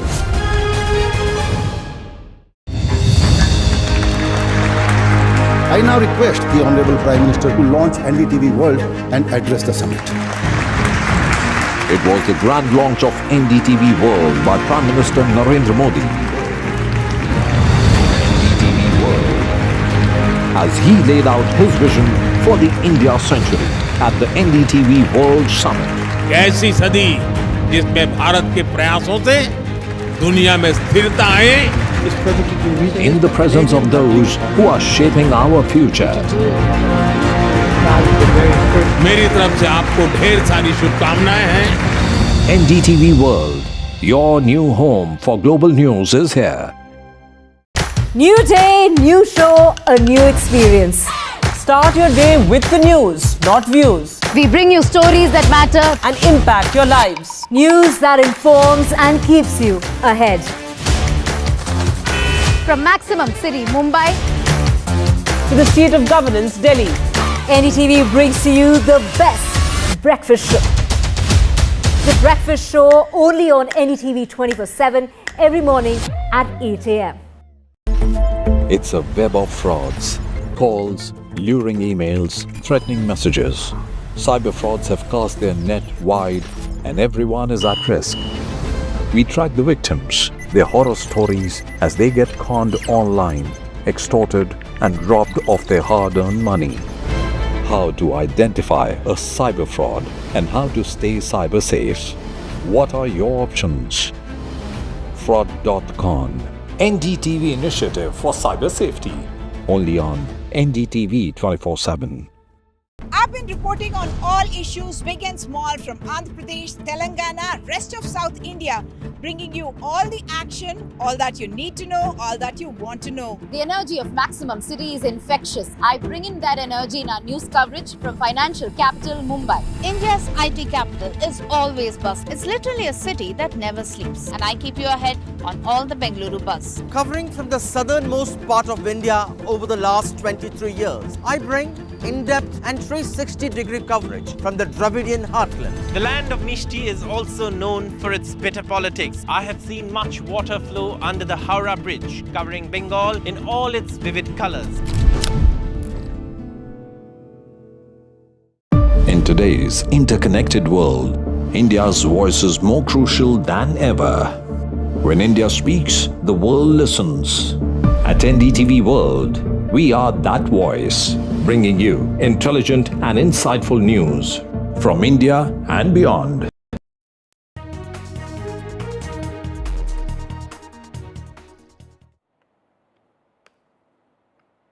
Welcome back after the break. US President-elect Donald Trump has today tweeted exposing the vendetta and malicious politics against him by the deep state. He said in his tweet that millions of taxpayers' money was used to put false accusations against him in order to derail him. He has also called out the US Justice Department and names of various district attorneys who ran this alleged malicious agenda against him. Well, his tweet says that the cases against me, like all of the other cases I have been forced to go through, are empty and lawless and should never have been brought. Over $100 million of taxpayers' money was wasted in the Democrat Party's fight against their political opponent. That's me. He's also gone on to say that nothing like this had ever happened in a country before. They've also used state prosecutors and district attorneys such as Fani Willis and her lover Nathan Wade, who've had zero experience, absolutely zero experience in cases such as these, but were paid millions, enough for them to take numerous trips and cruises around the globe. He's also said that unethically and also probably illegally, these campaigns were run on getting Trump, and also people were forced to do so by the Justice Department and the Democrat Party. He said it was a political hijacking and a low point in the history of our country that such a thing could have happened, and yet I persevered against all odds and won. Make America great again. That's the tweet that was put out by Donald Trump. We also have Mr. Brahma Chelani, strategic affairs expert, joining us on the broadcast here. Thank you so much, sir, for speaking to NDTV. How do you look at these grave allegations and accusations by Donald Trump against the Biden administration? He's also called out the US Justice Department here. Well, these are not just mere allegations. The fact is that half the American public believes that the justice system in the US has been weaponized. This is the reason why 3/4 of Americans, according to one Gallup survey, believe that American democracy is broken. The justice system has been both politicized and weaponized. One reason why Trump has been reelected is the fact that they tried to build a legal wall around him. They tried to use the court system to finish him politically. They failed in that effort, but in the process, they made him into a hero in the eyes of the common Americans, especially those who have traditionally supported the Republican Party. And so this weaponization of the justice system against Trump and against other political opponents in the US has helped Trump and some other Republicans who have been elected to Congress or to other public offices.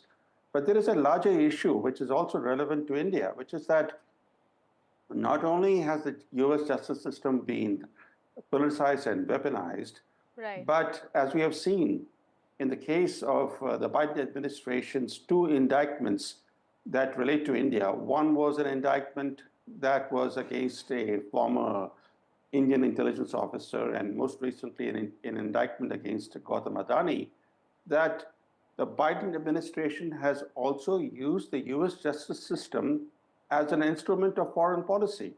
So there are both domestic and international aspects about the politicization of the US justice system. This tweet absolutely brings to focus how the same deep state has been using this modus operandi against Indian businessmen by accusing them in false cases.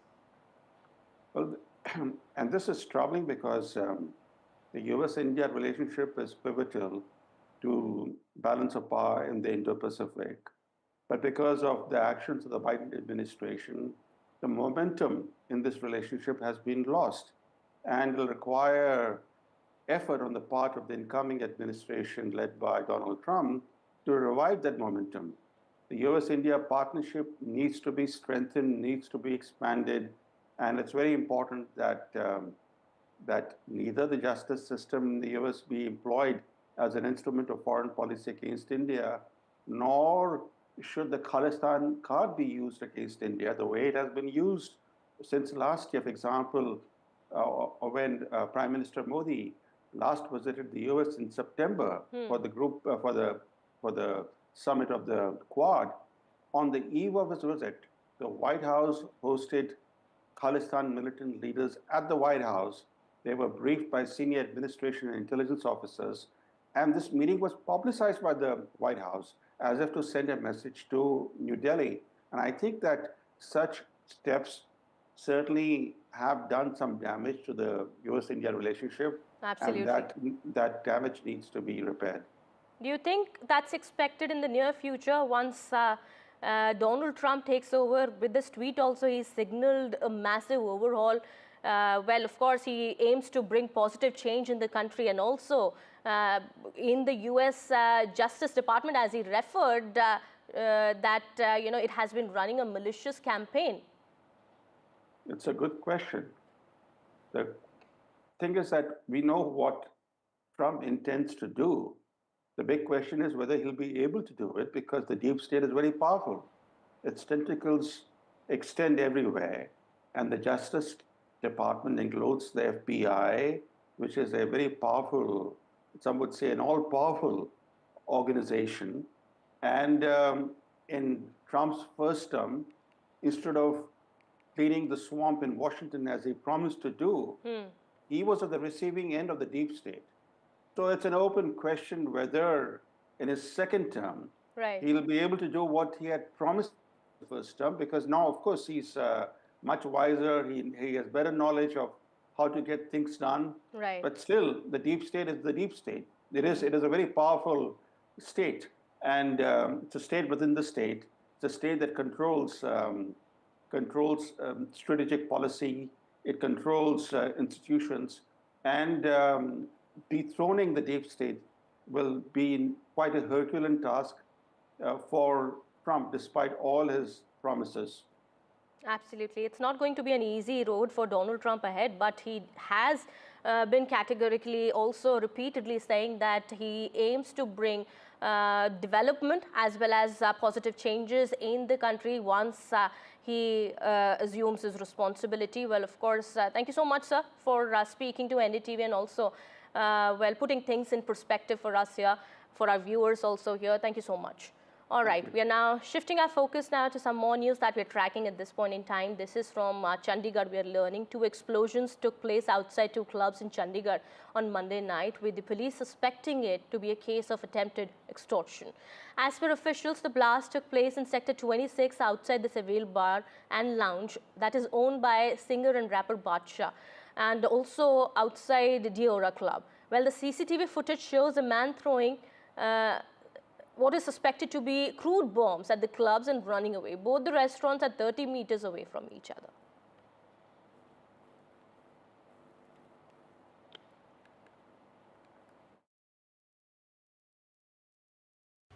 We have seen Chandigarh police have already started investigation into this matter, and what we have learned from the preliminary investigation, this is the place where the blast had been taken place.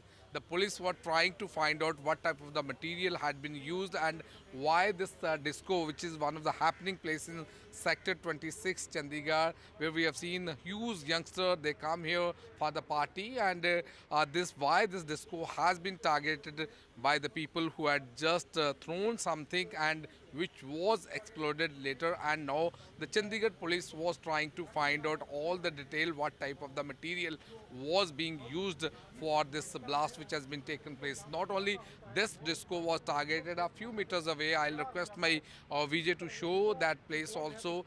There is a few meters away, there is another disco which was being targeted where another blast had been taken place. Now the main question, the police were trying to investigate these angles to find out why these discos are being targeted. But here where we are reporting at this point of time, I'll request my VJ to show these pictures, we can see this broken glass here. This is what we have learned from the police sources also.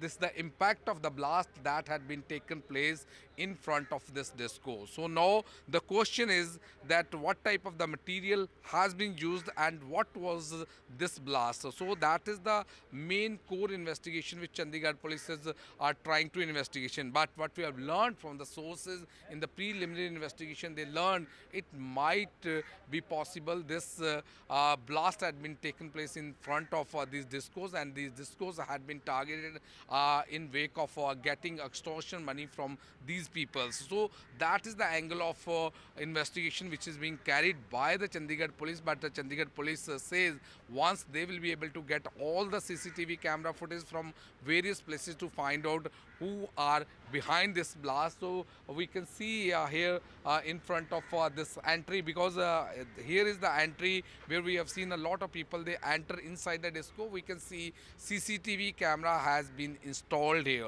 So now, as of now, they are trying to find out the technical evidence. They are also trying to find out who are the people behind this blast, and that investigation is being carried by the Chandigarh police. So they are also trying to find out what type of material had been used, and for that they had already roped in forensic experts so that they will be able to get all the technical evidence in this case.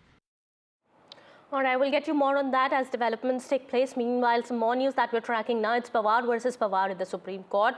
Well, amid the legal battle over the NCP symbol, we're learning now Sharad Pawar has filed an affidavit in the top court. The affidavit says that Ajit Pawar tried to confuse voters and he tried to exploit the goodwill linked with the clock symbol. Remember, the Supreme Court had earlier asked Ajit Pawar-led NCP to issue a disclaimer in newspapers that the matter of allocation of the clock symbol to it was sub judice. Well, the court had also directed Sharad Pawar and Ajit Pawar factions to not waste their energies in the court and instead try to woo voters for the upcoming Maharashtra elections. Then, well, Sharad Pawar also, remember, had moved the apex court against the Feb 6th order of the EC, recognizing Ajit Pawar-led group as the real NCP.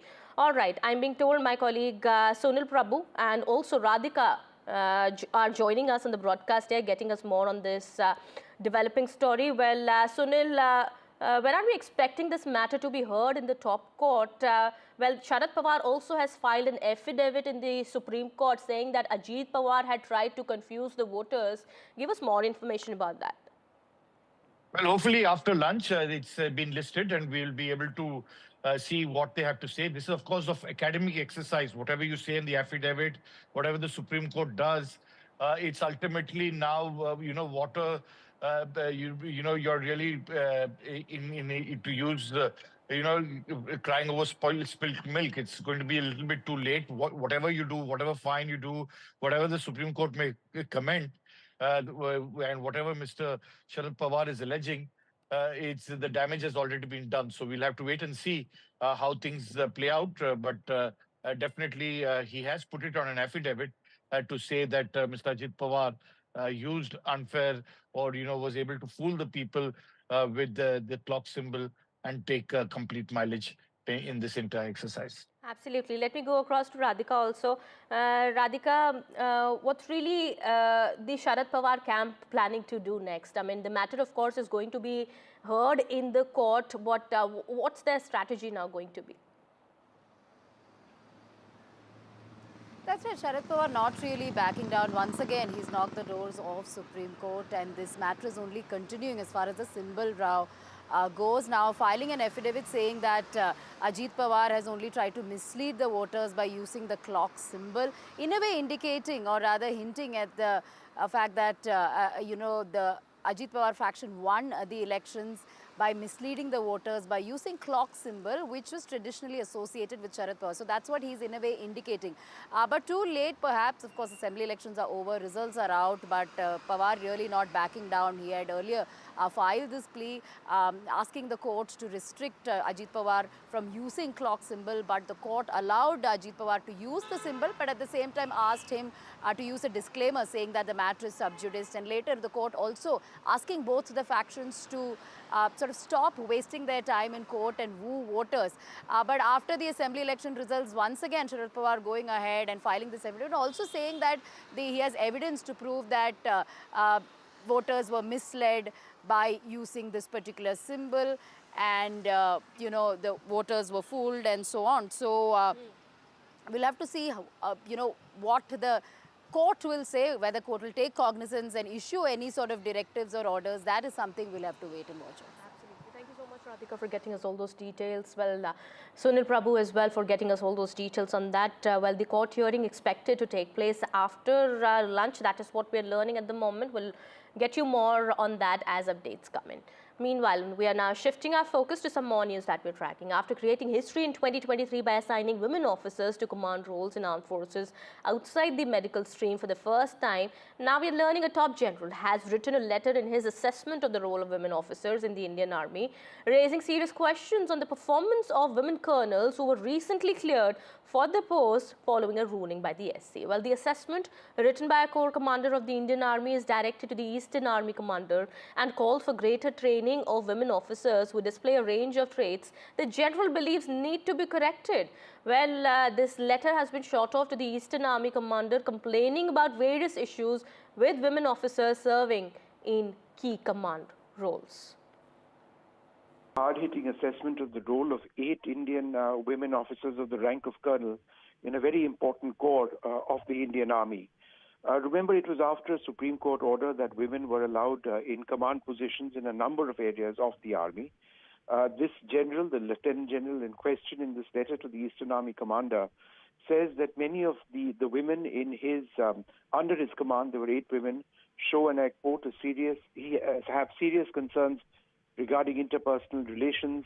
There is a lack of tact and understanding, an exaggerated tendency to complain, mundane ego issues which spiral out of control, a my way or the highway kind of approach to decision making, a serious misplaced sense of entitlement and an overgrown ego, a lack of empathy, the overambition in certain women commanding officers, an uncontrolled urge to make derogatory statements, that they are not trained to be commanders and they are seeking immediate gratification for minor achievements.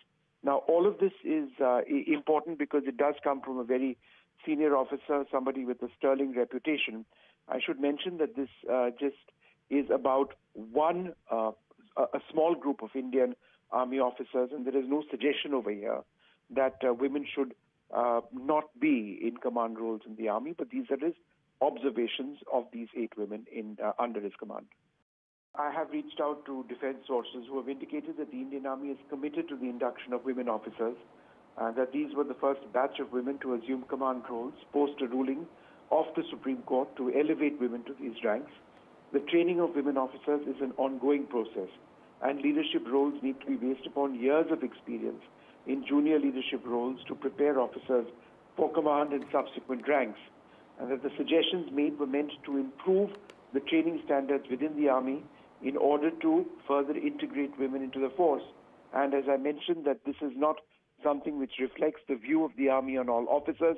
This is about a certain limited number of officers in this particular corps.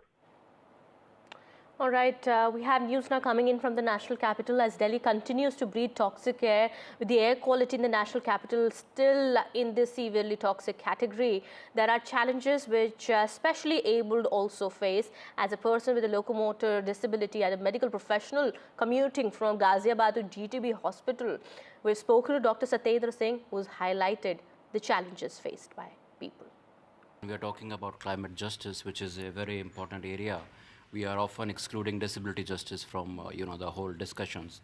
And if you look at the graph 4, it is not only the graph 4 which is problematic. In fact, graph 3 is also problematic because if you look at BS3 and BS4 vehicles, both petrol and diesel, they are being barred in both graph 3 as well as graph 4. The graph 3-4 restriction says that we cannot commute.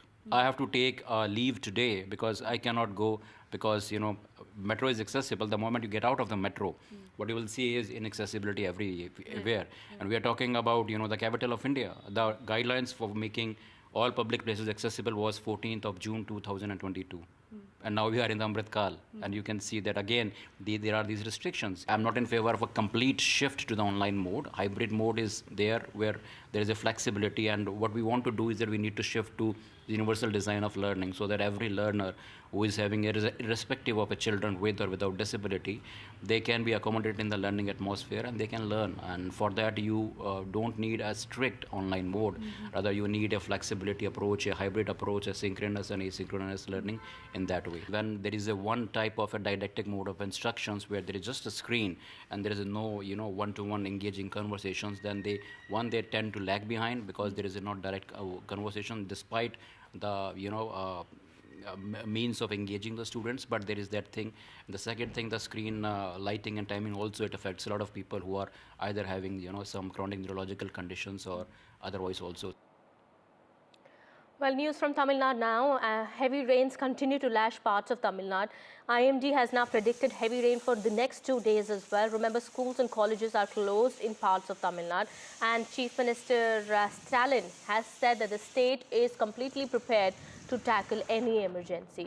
Well, several parts of Chennai continue to be waterlogged. What we're learning that the IMD has now said that there is a possibility of extremely heavy rain for the next 2 days. Well, my colleague Sam gets us more. It's a rainy day in Chennai as the Met has forecast moderate rainfall, even as there is a red alert for the Delta districts with a forecast for extremely heavy rainfall in districts like Nagapattinam, Mayiladurai and Thiruvarur, where as we speak, intermittent rainfall is being received there. The Met says the depression over the Bay of Bengal has now intensified into a deep depression, because of which there will be extremely heavy rainfall in at least 4 Delta districts today and tomorrow, including Nagapattinam, Mayiladurai, Kadalur and Thiruvarur, besides the Karaikal region in Puducherry. Authorities say they are fully prepared. Monitoring officers have rushed to these areas. Senior bureaucrats, besides NDRF and SDRF teams, have also been deployed there to make sure they are on standby, just in case if required. It's a rain holiday for schools and colleges in many of these 4 districts, and authorities say they've also kept ready many shelters just in case if people ought to be evacuated. Fishermen have been advised to not venture into the sea, and those who are already in the sea have been asked to return to the shore quickly. In terms of preparedness, in places like this in Chennai, it's well above ankle deep waters. This is near the well-known Gemini flyover, and authorities say the stormwater drains in many pockets have reduced the impact of the flooding, but in areas like this, low-lying pockets, there is inundation as well. Chief Minister M.K. Stalin says the state is fully prepared and all eyes will be on the delta areas which are bracing for extremely heavy rainfall today and tomorrow. In Chennai with Suresh, Sam Daniel, for NDTV. All right, with that, it's time to wrap this edition. More news and updates continue on the other side. Stay tuned.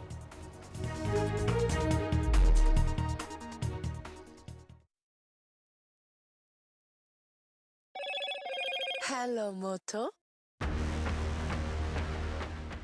Motorola Edge 50 Pro, world's first AI-powered pro-grade camera.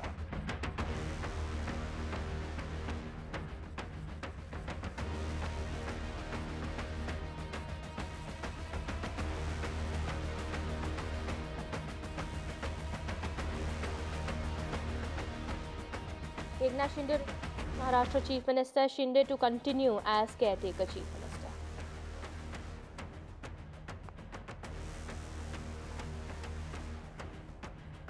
President Draupadi Murmu marks the occasion of Constitution Day at the historic Central Hall of Samvidhan Sabha. PM Modi attends Constitution Day celebrations. It's India bloc versus NDA over constitution. The opposition says it's the lifeblood of our nation.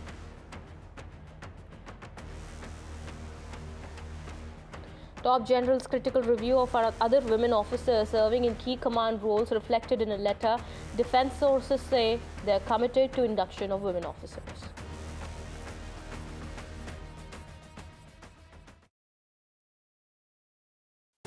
Stay informed and entertained with the new and updated NDTV News app. You can watch all our channels live, listen to podcasts, read breaking and exclusive news from around the world and more. Download the NDTV app today and get access to the best journalism and storytelling on your smartphone or tablet.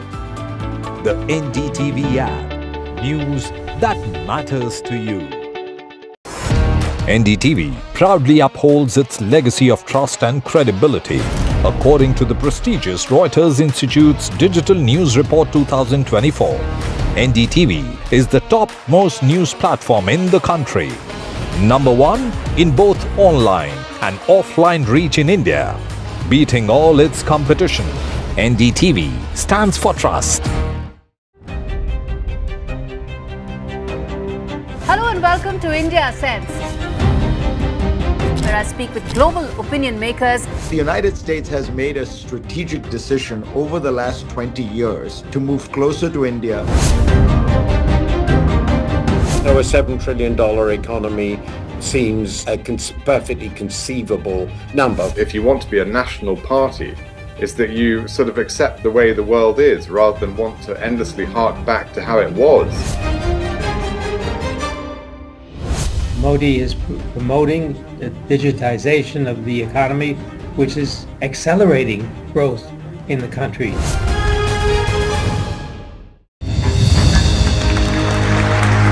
I now request the Honorable Prime Minister to launch NDTV World and address the summit. It was the grand launch of NDTV World by Prime Minister Narendra Modi. NDTV World, as he laid out his vision for the India century at the NDTV World Summit. ऐसी सदी जिसमें भारत के प्रयासों से दुनिया में स्थिरता आए. In the presence of those who are shaping our future. मेरी तरफ से आपको ढेर सारी शुभकामनाएं हैं. NDTV World, your new home for global news is here. New day, new show, a new experience. Start your day with the news, not views. We bring you stories that matter and impact your lives. News that informs and keeps you ahead. from Maximum City, Mumbai, to the seat of governance, Delhi. NDTV brings to you the best breakfast show. The breakfast show only on NDTV 24/7 every morning at 8 a.m. It's a web of frauds, calls, luring emails, threatening messages. Cyber frauds have cast their net wide and everyone is at risk. We track the victims, their horror stories as they get conned online, extorted and robbed of their hard-earned money. How to identify a cyber fraud and how to stay cyber safe. What are your options? Fraud.con, NDTV initiative for cyber safety. Only on NDTV 24/7. I've been reporting on all issues big and small from Andhra Pradesh, Telangana, rest of South India, bringing you all the action, all that you need to know, all that you want to know. The energy of Maximum City is infectious. I bring in that energy in our news coverage from financial capital Mumbai. India's IT capital is always buzz. It's literally a city that never sleeps. And I keep you ahead on all the Bengaluru buzz. Covering from the southernmost part of India over the last 23 years, I bring in-depth and 360-degree coverage from the Dravidian heartland. The land of Mishti is also known for its bitter politics. I have seen much water flow under the Howrah Bridge, covering Bengal in all its vivid colors. In today's interconnected world, India's voice is more crucial than ever. When India speaks, the world listens. At NDTV World, we are that voice, bringing you intelligent and insightful news, from India and beyond. From geopolitics and diplomacy to economic shifts, migrations, tech disruptions, and the stories of our diaspora. We cover the news that shapes our global future. NDTV World, your new home for global news, is here.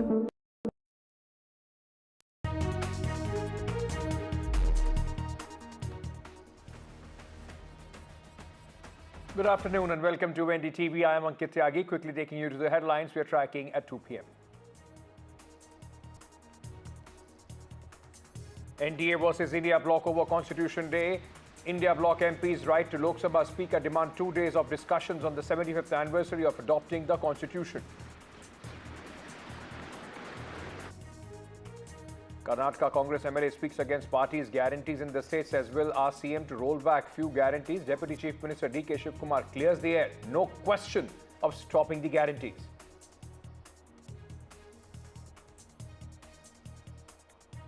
Suspense continues over who will be the next Chief Minister of Maharashtra. Shinde resigned, Sena hopeful he will be making a comeback.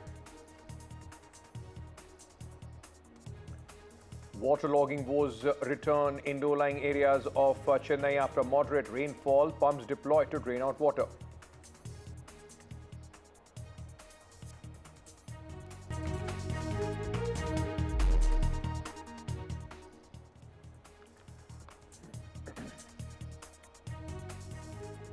Now, today was in fact, celebrations of the 75th anniversary of adopting the Constitution of India, and this became the topic of face-off between NDA and the India bloc. The Treasury benches versus the opposition. The India bloc MPs have written to the Lok Sabha Speaker and have demanded discussions to be held for over 2 days on the Constitution.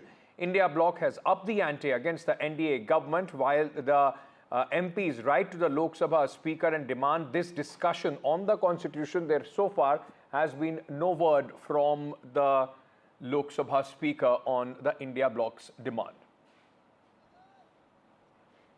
संविधान दिवस पहले भी मनाया गया था, आज भी मनाया है, और हम ये चाहते हैं कि इसको 2 दिन डिस्कशन देना चाहिए. डिटेल में संविधान के ऊपर अगर डिस्कशन हुआ तो लोगों को मालूम होता संविधान का महत्व क्या है, अपने फंडामेंटल राइट्स क्या है, अपने सेक्युलरिज्म के बारे में क्या है, सोशलिज्म के बारे में क्या है. ये सारी चीज़ें हम पार्लियामेंट के थ्रू लोगों को समझा सकते हैं. इसीलिए हमने लेटर भी लिखा है और डिमांड भी किया है कि 2 दिन का डिस्कशन पार्लियामेंट में होना चाहिए. Senior Congress leader Gaurav Gogoi is with me, sir.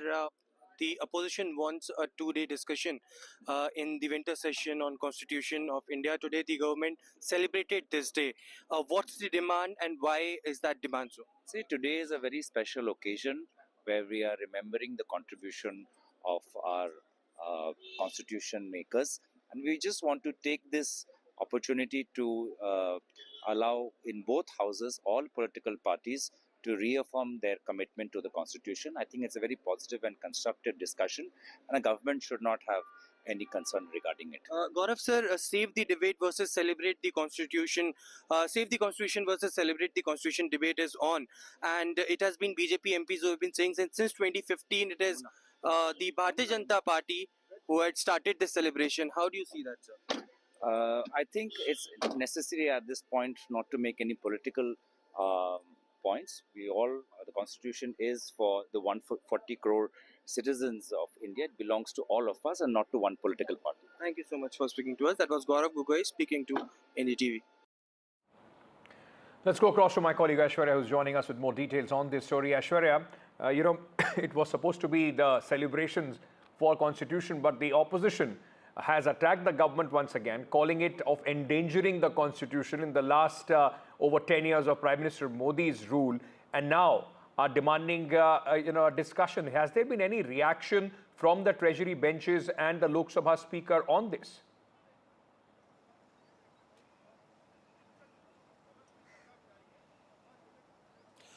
Well, regarding the constitution celebrations, it is both the opposition parties and the treasury benches who wanted to make their point clear, who wanted to send across their message to people in large that they are the savior of this constitution. They are the ones who follow the constitution, and therefore the reason perhaps today when there was the celebration in the old Samvidhan Sadan, in the old parliament building at the Samvidhan Sadan, it was of course the leader of opposition who was placed on the dais, but it was outside the parliament where the floor leaders have come out and stated that they have written a letter to the Speaker of Lok Sabha that they want and demand a 2-day specific session on the celebrations of adoption of Constitution and 75 years of Constitution, because each and everyone has their own views. They wanted to present their views in front of the public as well, and therefore the reason perhaps a session should be called, and they wanted to take participation on that. It is Congress MPs who have stated that they follow the constitution, and this is mere a photo op opportunity that the government has done today early in the morning while the joint session was called. There is no word from the Lok Sabha Speaker or the Rajya Sabha Chairperson whether that demand will be accepted or not as far as the 2-day special session on Constitution is concerned, whether that discussion will be done or not. But perhaps there had been letters after letters which have been written by the opposition MPs to Lok Sabha Speaker. First, why not Rahul Gandhi and Mallikarjun Kharge was given chance to speak on this issue and made the speakers on this very day. And second letter now on demand of the 2-day session to discuss about the Constitution of India. Thank you, Aishwarya, for joining us at this moment. Let me also bring in Mr. Matthew Antony of the Congress Party and Mr. Pradeep Bhandari of the Bharatiya Janata Party. On this, but before we do that, let's just also listen into this attack which has come out from the Bharatiya Janata Party on Rahul Gandhi. The BJP claims that Rahul Gandhi has insulted the president and left without, in fact, the cursory courtesies to the president. The BJP's attack came after the Constitution Day event.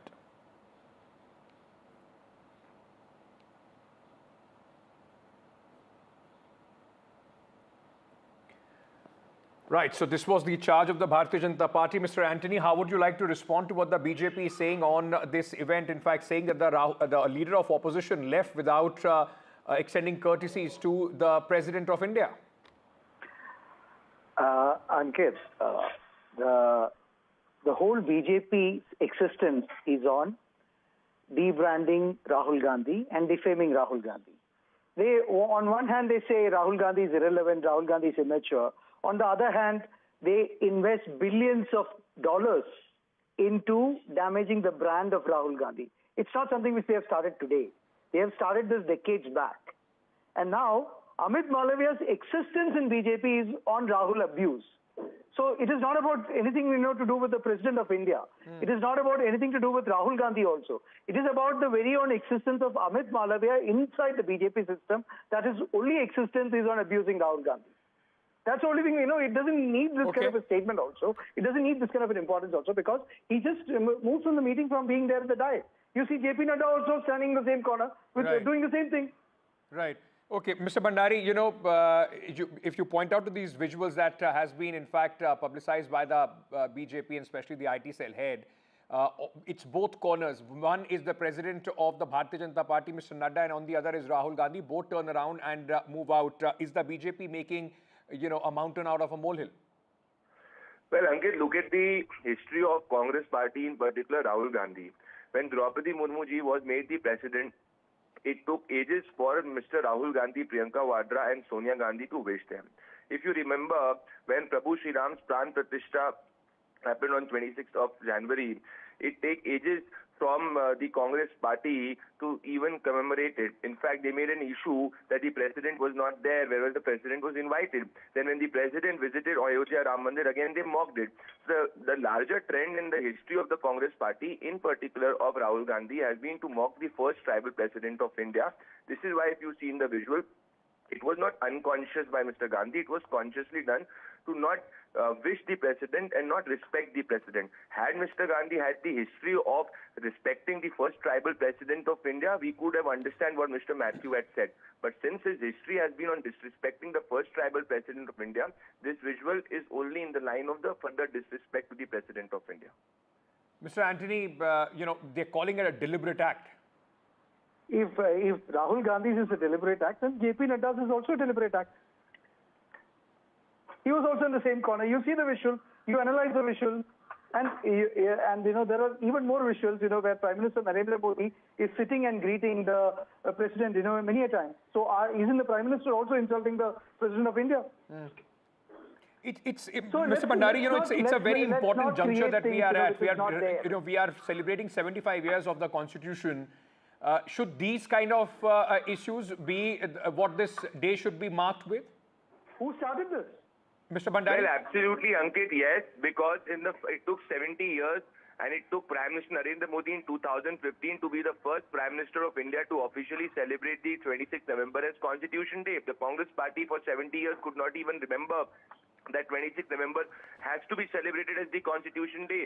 Yes, it is extremely important because Congress Party has disrespected the Constitution. It took them 40 years to respect Baba Saheb Ambedkar. In fact, the Bharat Ratna to Baba Saheb Ambedkar was given by a Bharatiya Janata Party supported government.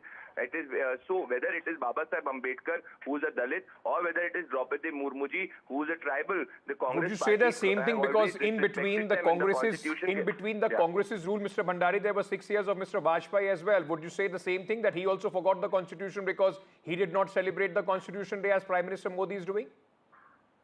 Well, it was a 6-year thing. The NDA never had the intent of not celebrating it. However, if you look at the history of the Atal Bihari Vajpayee's government, for example, the Jharkhand, the first tribal state, it was the NDA government which did it.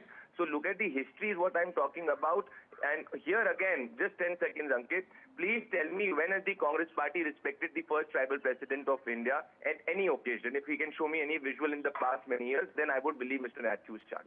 Okay, I'm completely out of time, but I'll have to give 10 seconds to Mr. Matthew Antony to respond to what Mr. Bhandari is saying. Go ahead, Mr. Antony. There are so many visuals, which is there. They only do selective visuals, which they put it out. There are so many visuals, which we have, and we have no place of disrespect to the President of India. Whether it is a tribal, whether it is anyone, for that matter, whether it is a woman, whether it is a man, it doesn't matter. We respect the President of India's office. But do BJP respect the Constitution? Because whenever we have ruled this country, we have believed the Constitution. There's some breaking news coming in. I'll have to leave it here. Thank you for your patience and your time and presenting your party's view on this. Moving on to this breaking news, which is coming in from Bangladesh at this moment. Bail has been denied to the priest in Dhaka, and India has reacted to this. India has said that this is deeply concerning. India has said that a denial of the bail after attacks on minorities is deeply concerning. The Ministry of External Affairs has spoken on the Hindu priest's arrest in Bangladesh and has said, unfortunate that the perpetrators remain at large. This is the statement on the arrest of Chinmay Krishna Das Brahmachari on November 26, 2024. The Ministry of External Affairs says, we have noted with deep concern that at least the arrest and the denial of the bail to Sri Chinmay Krishna Das. My colleague Mohammad Ghazali is joining us at this moment. Mohammad Ghazali, India time and again has raised this issue of the minorities, especially the Hindus, being targeted in Bangladesh after the fall of Sheikh Hasina government. This recent incident is only reiterating the fact of the safety of the minorities, which remains a concern in Bangladesh. Yeah, since August, it's been 3 months, and MEA, or the External Affairs Ministry spokesperson, have reiterated this time and again almost every week, because almost every week there were incidents of attack on the minorities, and this one being a major one, because he's a known priest there who has been voicing his, he has been registering his protest against the attack on the minorities, and that is why he was picked up. He has been booked under charges of treason and all. And that is why he was also denied bail today. And the Hindu community there, back there in Bangladesh, back here in India as well. They have been voicing a strong protest, and they're urging the government of India to take some corrective action. The MEA, meanwhile, is having a very tightrope walk when it comes to the atrocities against the minorities. The Indian High Commissioner there in Bangladesh is in constant touch with the new government under the advisor, Mr. Yunus there. Mr. Yunus has been saying perhaps that this is just propaganda and there has been no attack on minorities as such, but multiple videos and incidents have been reported by the local media. Videos have surfaced on social media where in the last 2 weeks there have been attacks against the minorities, and this one being a major one because this priest was one of the leading voices or face there in Bangladesh who was condemning the government's high-handedness against the minorities and how the government, not just the government, but the security forces are carrying out these atrocities or even backing those fringe elements back there who are carrying out these attacks as well as harassing the minorities. Now we'll have to see whether these repeated statements from MEA will have any impact there back in Bangladesh, because Indian High Commissioner is also in touch with its counterpart in Bangladesh, and the government is urging the Bangladeshi government to take corrective action, put those who have been attacking the minorities behind the bars and allow the law to take its own course. Thank you for joining us with all those details. Mohammed Ghazali reporting there on this concerning story coming in from Bangladesh. Meanwhile, there has been continuous infighting in the JPC over the Waqf board. In fact, now the fighting has come out in broad daylight. JPC members have asked the chair to visit West Bengal. The Waqf JPC, in fact, and the TMC MP insist that no more time to file the report.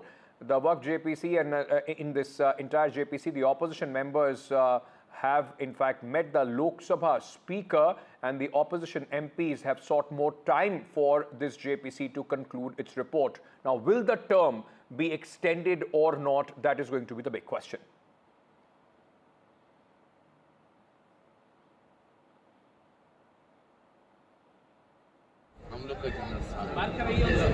जैसे भी हमारे सोमनाथ बाबू भी दिए नहीं थे। हाँ, ऐसा सोमनाथ बाबू भी दिए नहीं थे। कलकत्ता चलिए, पटना चलिए, चलिए, लखनऊ चलिए, भुवनेश्वर आए थे, भुवनेश्वर आए थे। आपको लिए सब कुछ है, लेकिन हम लोग का स्पीकर है, समझा? आपको लिए सब, आपको जल्दी क्यों, जल्दीबाजी क्यों? अरे बढ़ गया। अरे हम हुई नहीं पता। अरे आपको पता नहीं पता, हम तो बोला है, हम लोग स्पीकर साहब को, हम लोग के लिए स्पीकर साहब कितना दिन हो तो स्पीकर साहब वो हमारा नेता, हम लोग के लिए स्पीकर है। हम लोग बोल रहे आप जितना साथ दिया इतना साथ कोई स्पीकर नहीं देंगे। हम लोग का जितना साथ, जैसे भी हमारे सोमनाथ बाबू भी दिए नहीं थे।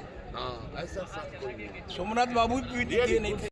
कलकत्ता चलिए, पटना चलिए, चलिए, लखनऊ चलिए, भुवनेश्वर आए थे, भुवनेश्वर आए थे। Going across to my colleague Aishwarya, who's joining us with more details on this. Aishwarya, now this has become one of the most contentious JPCs. We have seen ugly scenes inside the discussions while the JPC was now on. Now, what are you picking up from your sources regarding this extension that the opposition MPs have sought?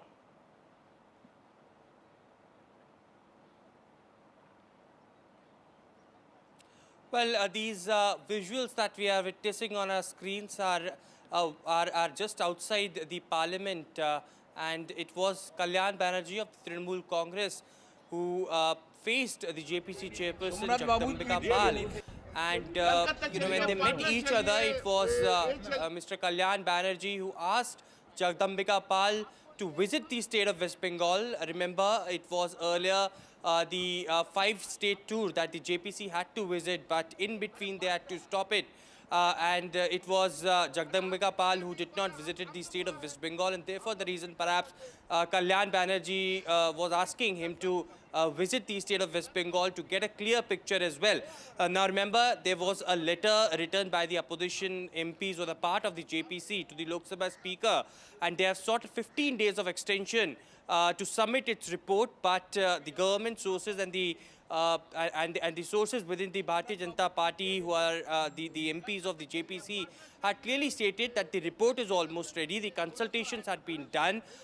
There had been several stakeholders, the 6 ministries that had been called for the presentation, all had been completed, and there is no need for an extension, and they are ready to submit this report before the last date of intersession of Parliament, that they are bound to do so. But it is Kalyan Banerjee who is stating that because the Speaker, who had saved the opposition members many a times, this time as well he will agree to their demand and the extension will be given. Now, whether that will happen or not, the word will only come from the Lok Sabha Speaker, but something unusual, something which is not seen very much in the sense when the opposition MPs got to meet JPC chairperson out in open, and there was some bitterness and some laughter as well when Kalyan Banerjee met Jagdambika Pal and insisted him to visit West Bengal before submitting the report of the JPC on Waqf Amendment Bill.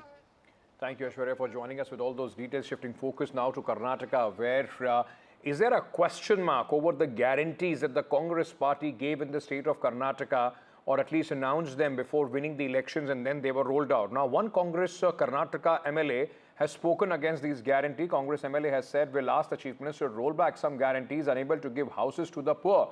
The MLA has left the Congress government in Karnataka red-faced, and now the Deputy Chief Minister has lambasted the MLA and said that he will show cause, notice to him. Now, DK Shiv Kumar has hit back and has said he cannot speak like this, and there is no question of stopping the guarantees. The powerful Deputy Chief Minister clearing there. ಇವಾಗ ಏನಂದ್ರೆ ಈ guarantee schemes ಇರೋದ್ರಿಂದ ಸ್ವಲ್ಪ ಮನೆಗಳು ಕೊಡೋದು ಸ್ವಲ್ಪ ಕಷ್ಟ ಆಗ್ತಾ ಇದೆ.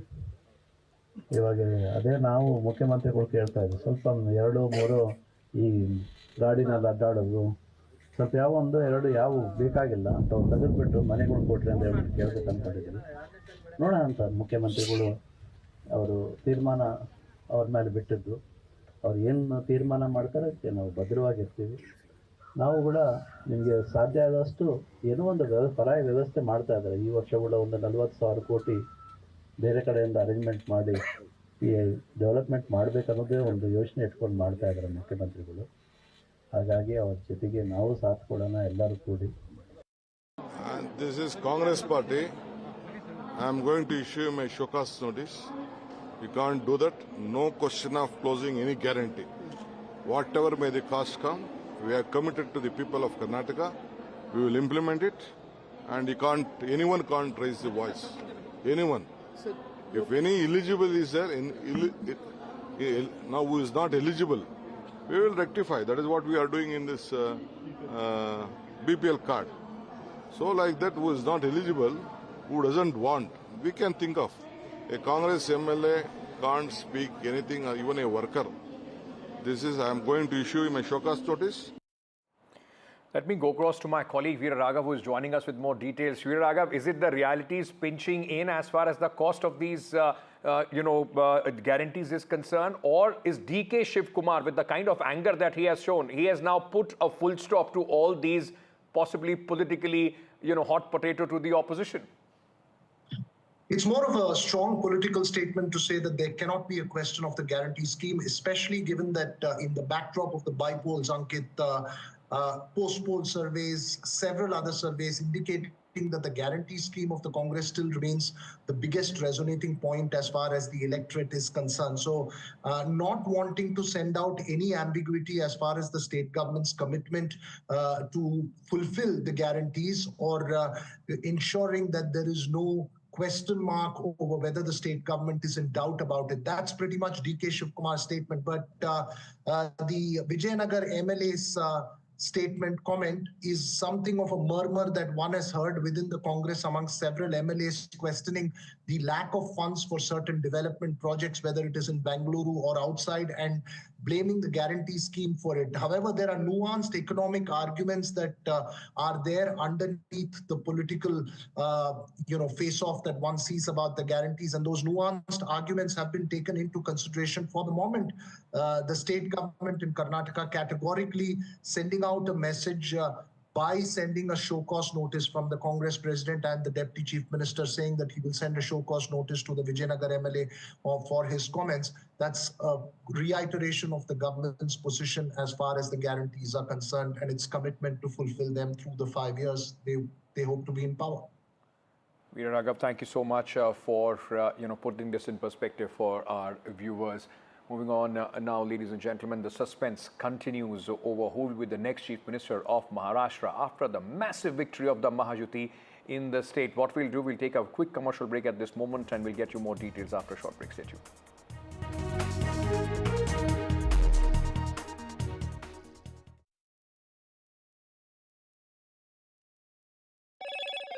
Hello, Moto. Motorola Edge 50 Pro, world's first AI-powered pro-grade camera.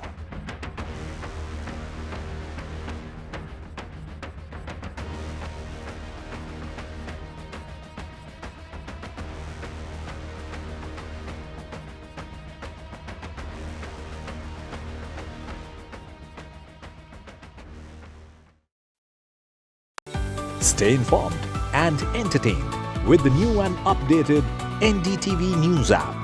You can watch all our channels live, listen to podcasts, read breaking and exclusive news from around the world and more. Download the NDTV app today and get access to the best journalism and storytelling on your smartphone or tablet. The NDTV app. News that matters to you. NDTV proudly upholds its legacy of trust and credibility. According to the prestigious Reuters Institute's Digital News Report 2024, NDTV is the top-most news platform in the country. Number 1 in both online and offline reach in India, beating all its competition. NDTV stands for trust. Hello and welcome to India Sense, where I speak with global opinion makers. The United States has made a strategic decision over the last 20 years to move closer to India. So a $7 trillion economy seems a perfectly conceivable number. If you want to be a national party, it's that you sort of accept the way the world is rather than want to endlessly hark back to how it was.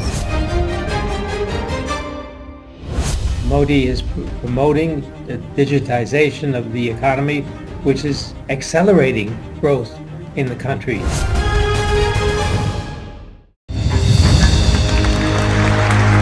I now request the Honorable Prime Minister to launch NDTV World and address the summit.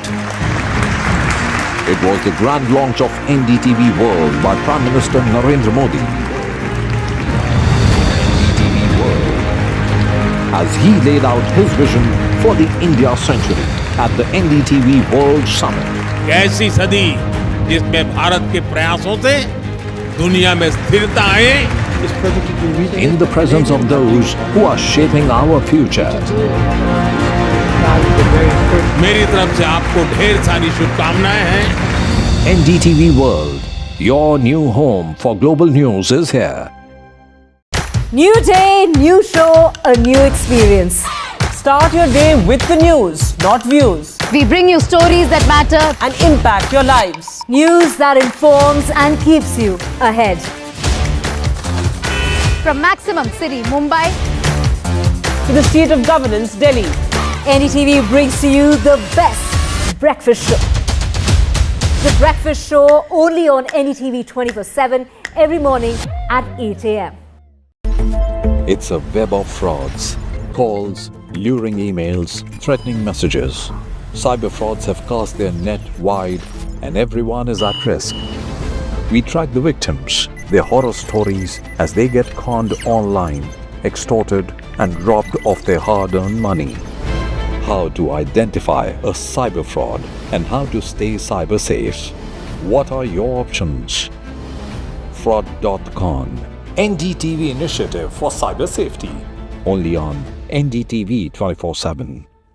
Up have been reporting on all issues big and small from Andhra Pradesh, Telangana, rest of South India, bringing you all the action, all that you need to know, all that you want to know. The energy of Maximum City is infectious. I bring in that energy in our news coverage from financial capital Mumbai. India's IT capital is always buzz. It's literally a city that never sleeps. And I keep you ahead on all the Bengaluru buzz. Covering from the southernmost part of India over the last 23 years, I bring in-depth and 360-degree coverage from the Dravidian heartland. The land of Mishti is also known for its bitter politics. I have seen much water flow under the Howrah Bridge, covering Bengal in all its vivid colors. In today's interconnected world, India's voice is more crucial than ever. When India speaks, the world listens. At NDTV World, we are that voice, bringing you intelligent and insightful news from India and beyond. From geopolitics and diplomacy to economic shifts, migrations, tech disruptions, and the stories of our diaspora. We cover the news that shapes our global future. NDTV World, your new home for global news is here. Stay informed and entertained with the new and updated NDTV News app. You can watch all our channels live, listen to podcasts, read breaking and exclusive news from around the world and more. Download the NDTV app today and get access to the best journalism and storytelling on your smartphone.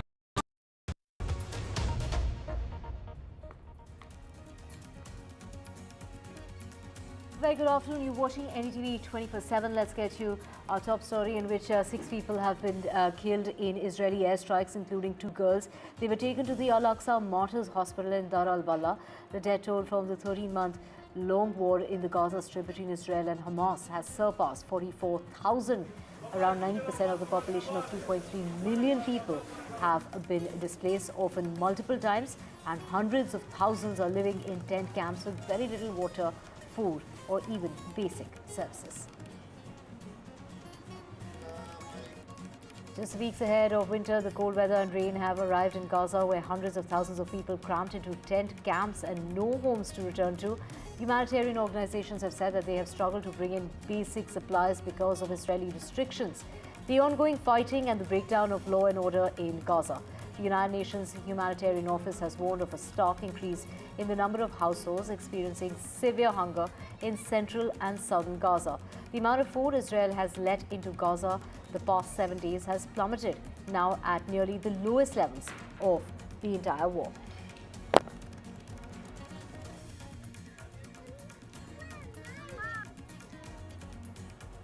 The Israeli military displays what it claims are some of the Hezbollah weapons and equipment that was found in southern Lebanon. Hezbollah began attacking Israel on the 8th of October in 2023, a day after Hamas's raid on southern Israel, setting off more than a year of fighting. It escalated into an all-out war in September with massive Israeli airstrikes in Lebanon and later an Israeli ground incursion into the country's south. Now, Hezbollah has fired thousands of rockets into Israeli cities and towns, including nearly 250 on Sunday itself. Israeli officials say Prime Minister Benjamin Netanyahu, this is the security cabinet, is set to convene on Tuesday to discuss a proposed ceasefire deal to end fighting between Israel and Lebanon-based Hezbollah.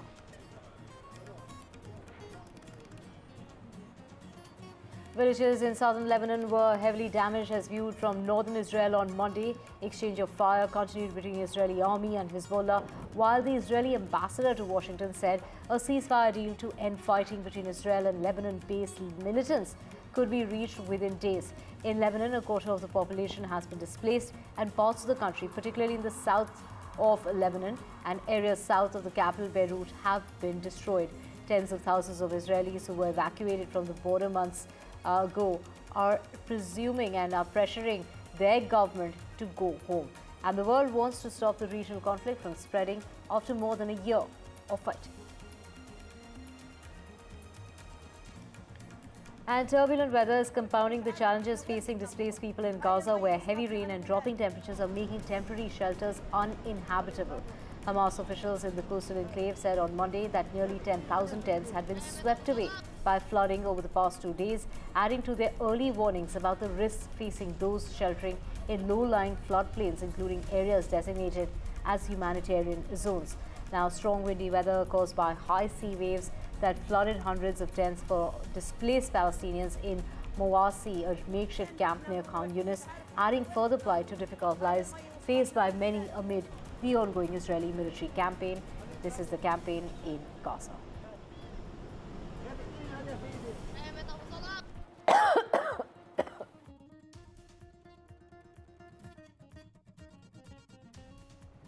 Kharkiv's regional military administration shared footage on Monday of the aftermath of Russia's latest attack on Kharkiv city centre that injured at least 23 people. The attack on the city was carried out with a modified S-400 missile, according to Kharkiv official. It targeted a central, densely populated residential area.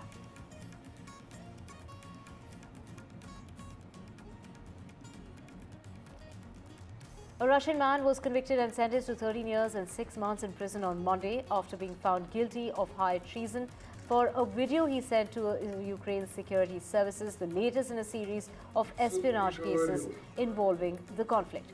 Russian news reported that the verdict, as far as the case is concerned, against Nikita Zuravil, who is already serving a 3.5-year sentence for burning a Quran in front of a mosque. Prosecutors said that she filmed a trainload of military equipment and warplanes in 2023 and sent the video to a representative of Ukraine's security agency.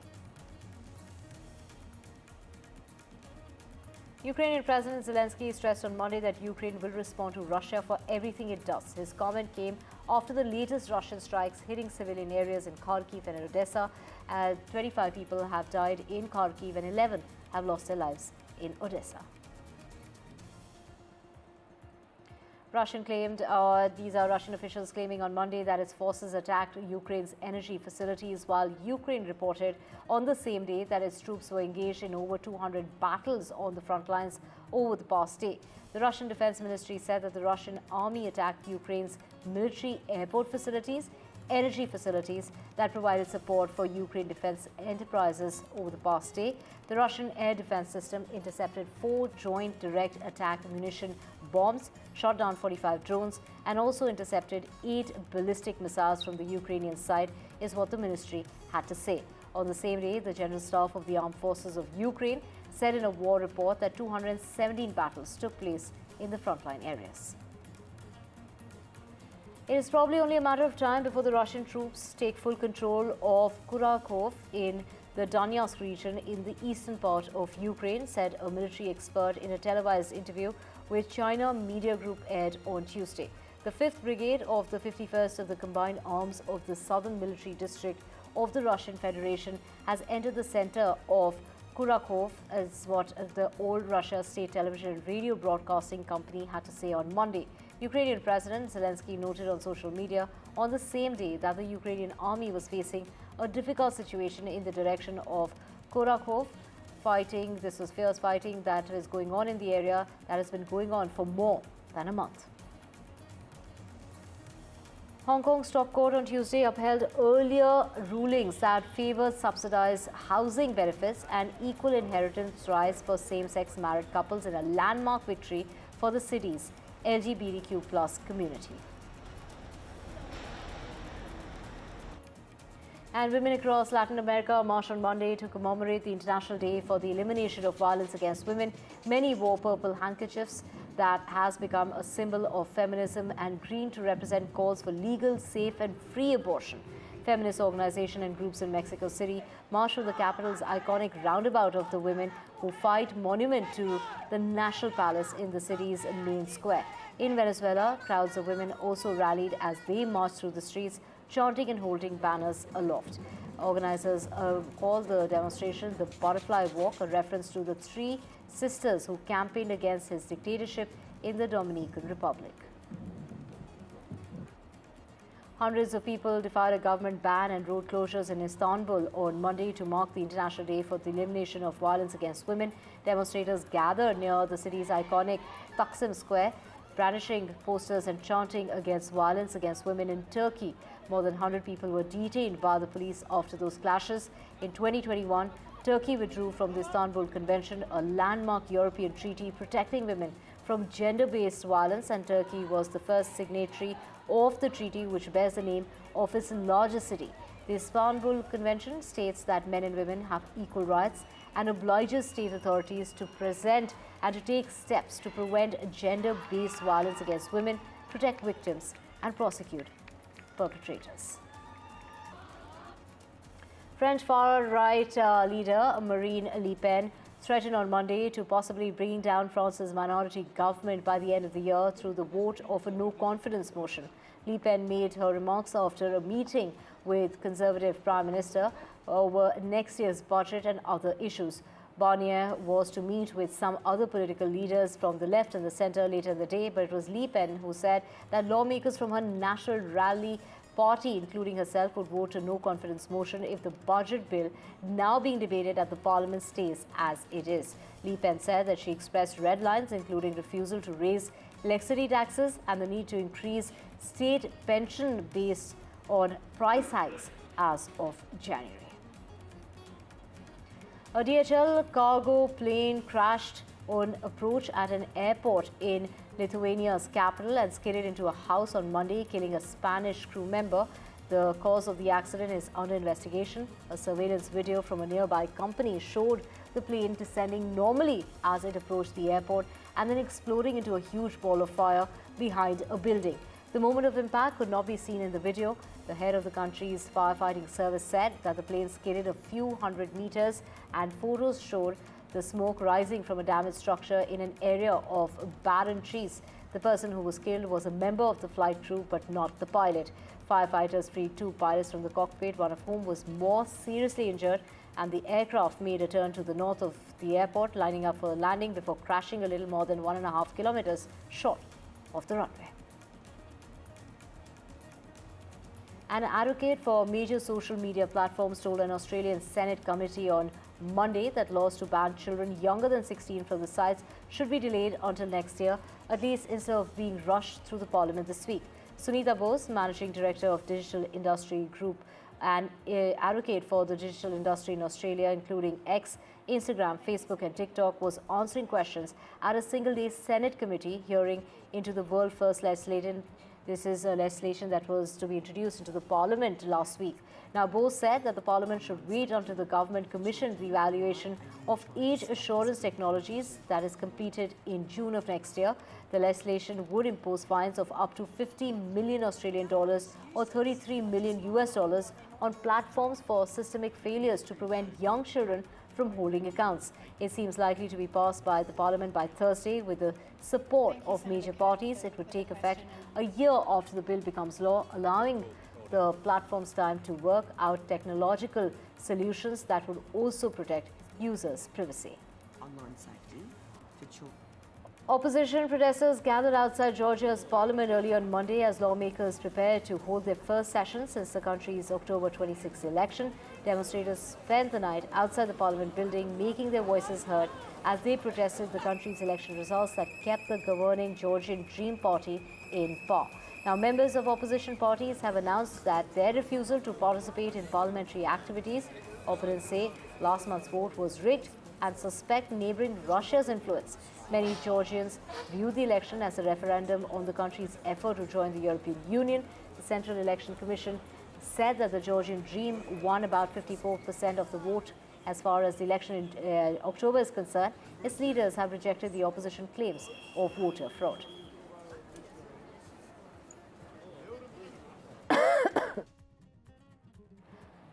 The Thanksgiving travel rush is expected to be bigger than ever before this year in the United States, with 80 million people in the U.S. all expected to venture at least 50 miles from home between Tuesday and next Monday, most of them by car. Thanksgiving Day, falling so late in the year, has altered traditional travel patterns, and at airports, the Transportation Security Administration says that it could screen a record number of U.S. air travelers on Sunday. Meanwhile, the head of the Federal Aviation Administration says a shortage of air traffic controllers could even cause flight delays.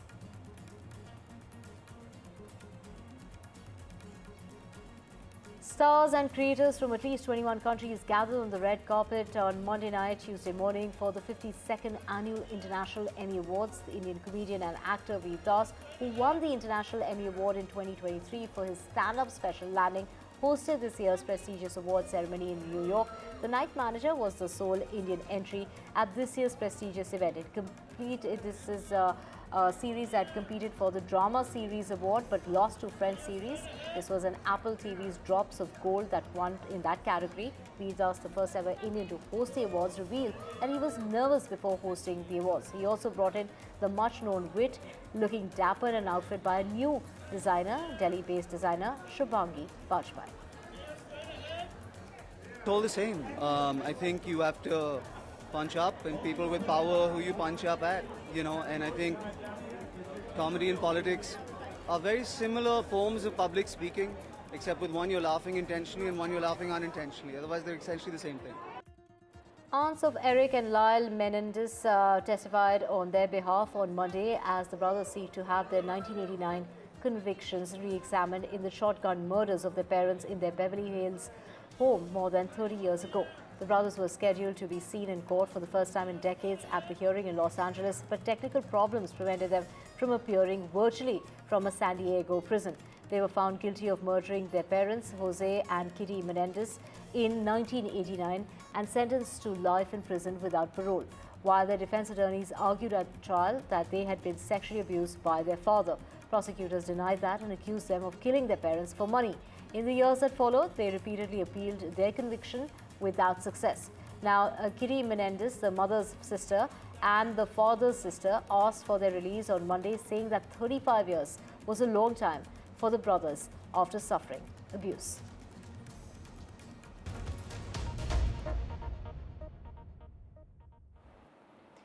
And let's switch tracks now to Delhi, and in the heart of the smog-choked national capital, where the average air quality often surpasses hazardous levels, Peter Singh and Nenu Kaur have created a clean and green sanctuary. Of course, innovation is the mother, necessity is the mother of all invention, and that is pretty clear. Let's take a look at this story of their home in Scenic Farm in the national capital. This couple has turned their residence into a sustainable marvel with an AQI which is not more than 13.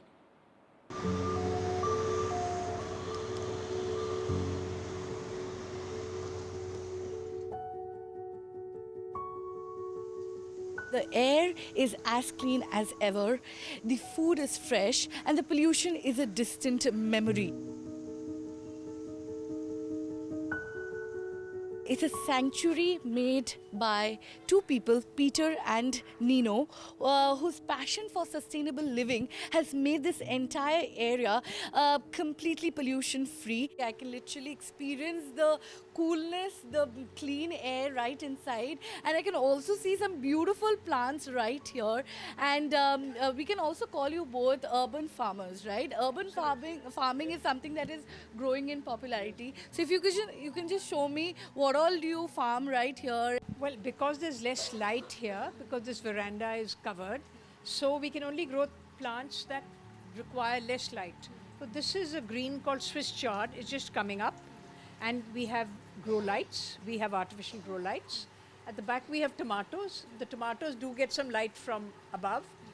Plus we have grow lights, and behind it we have grapes. Look, here is the water coming from the fish tanks. It's falling here and is flowing through this continuously.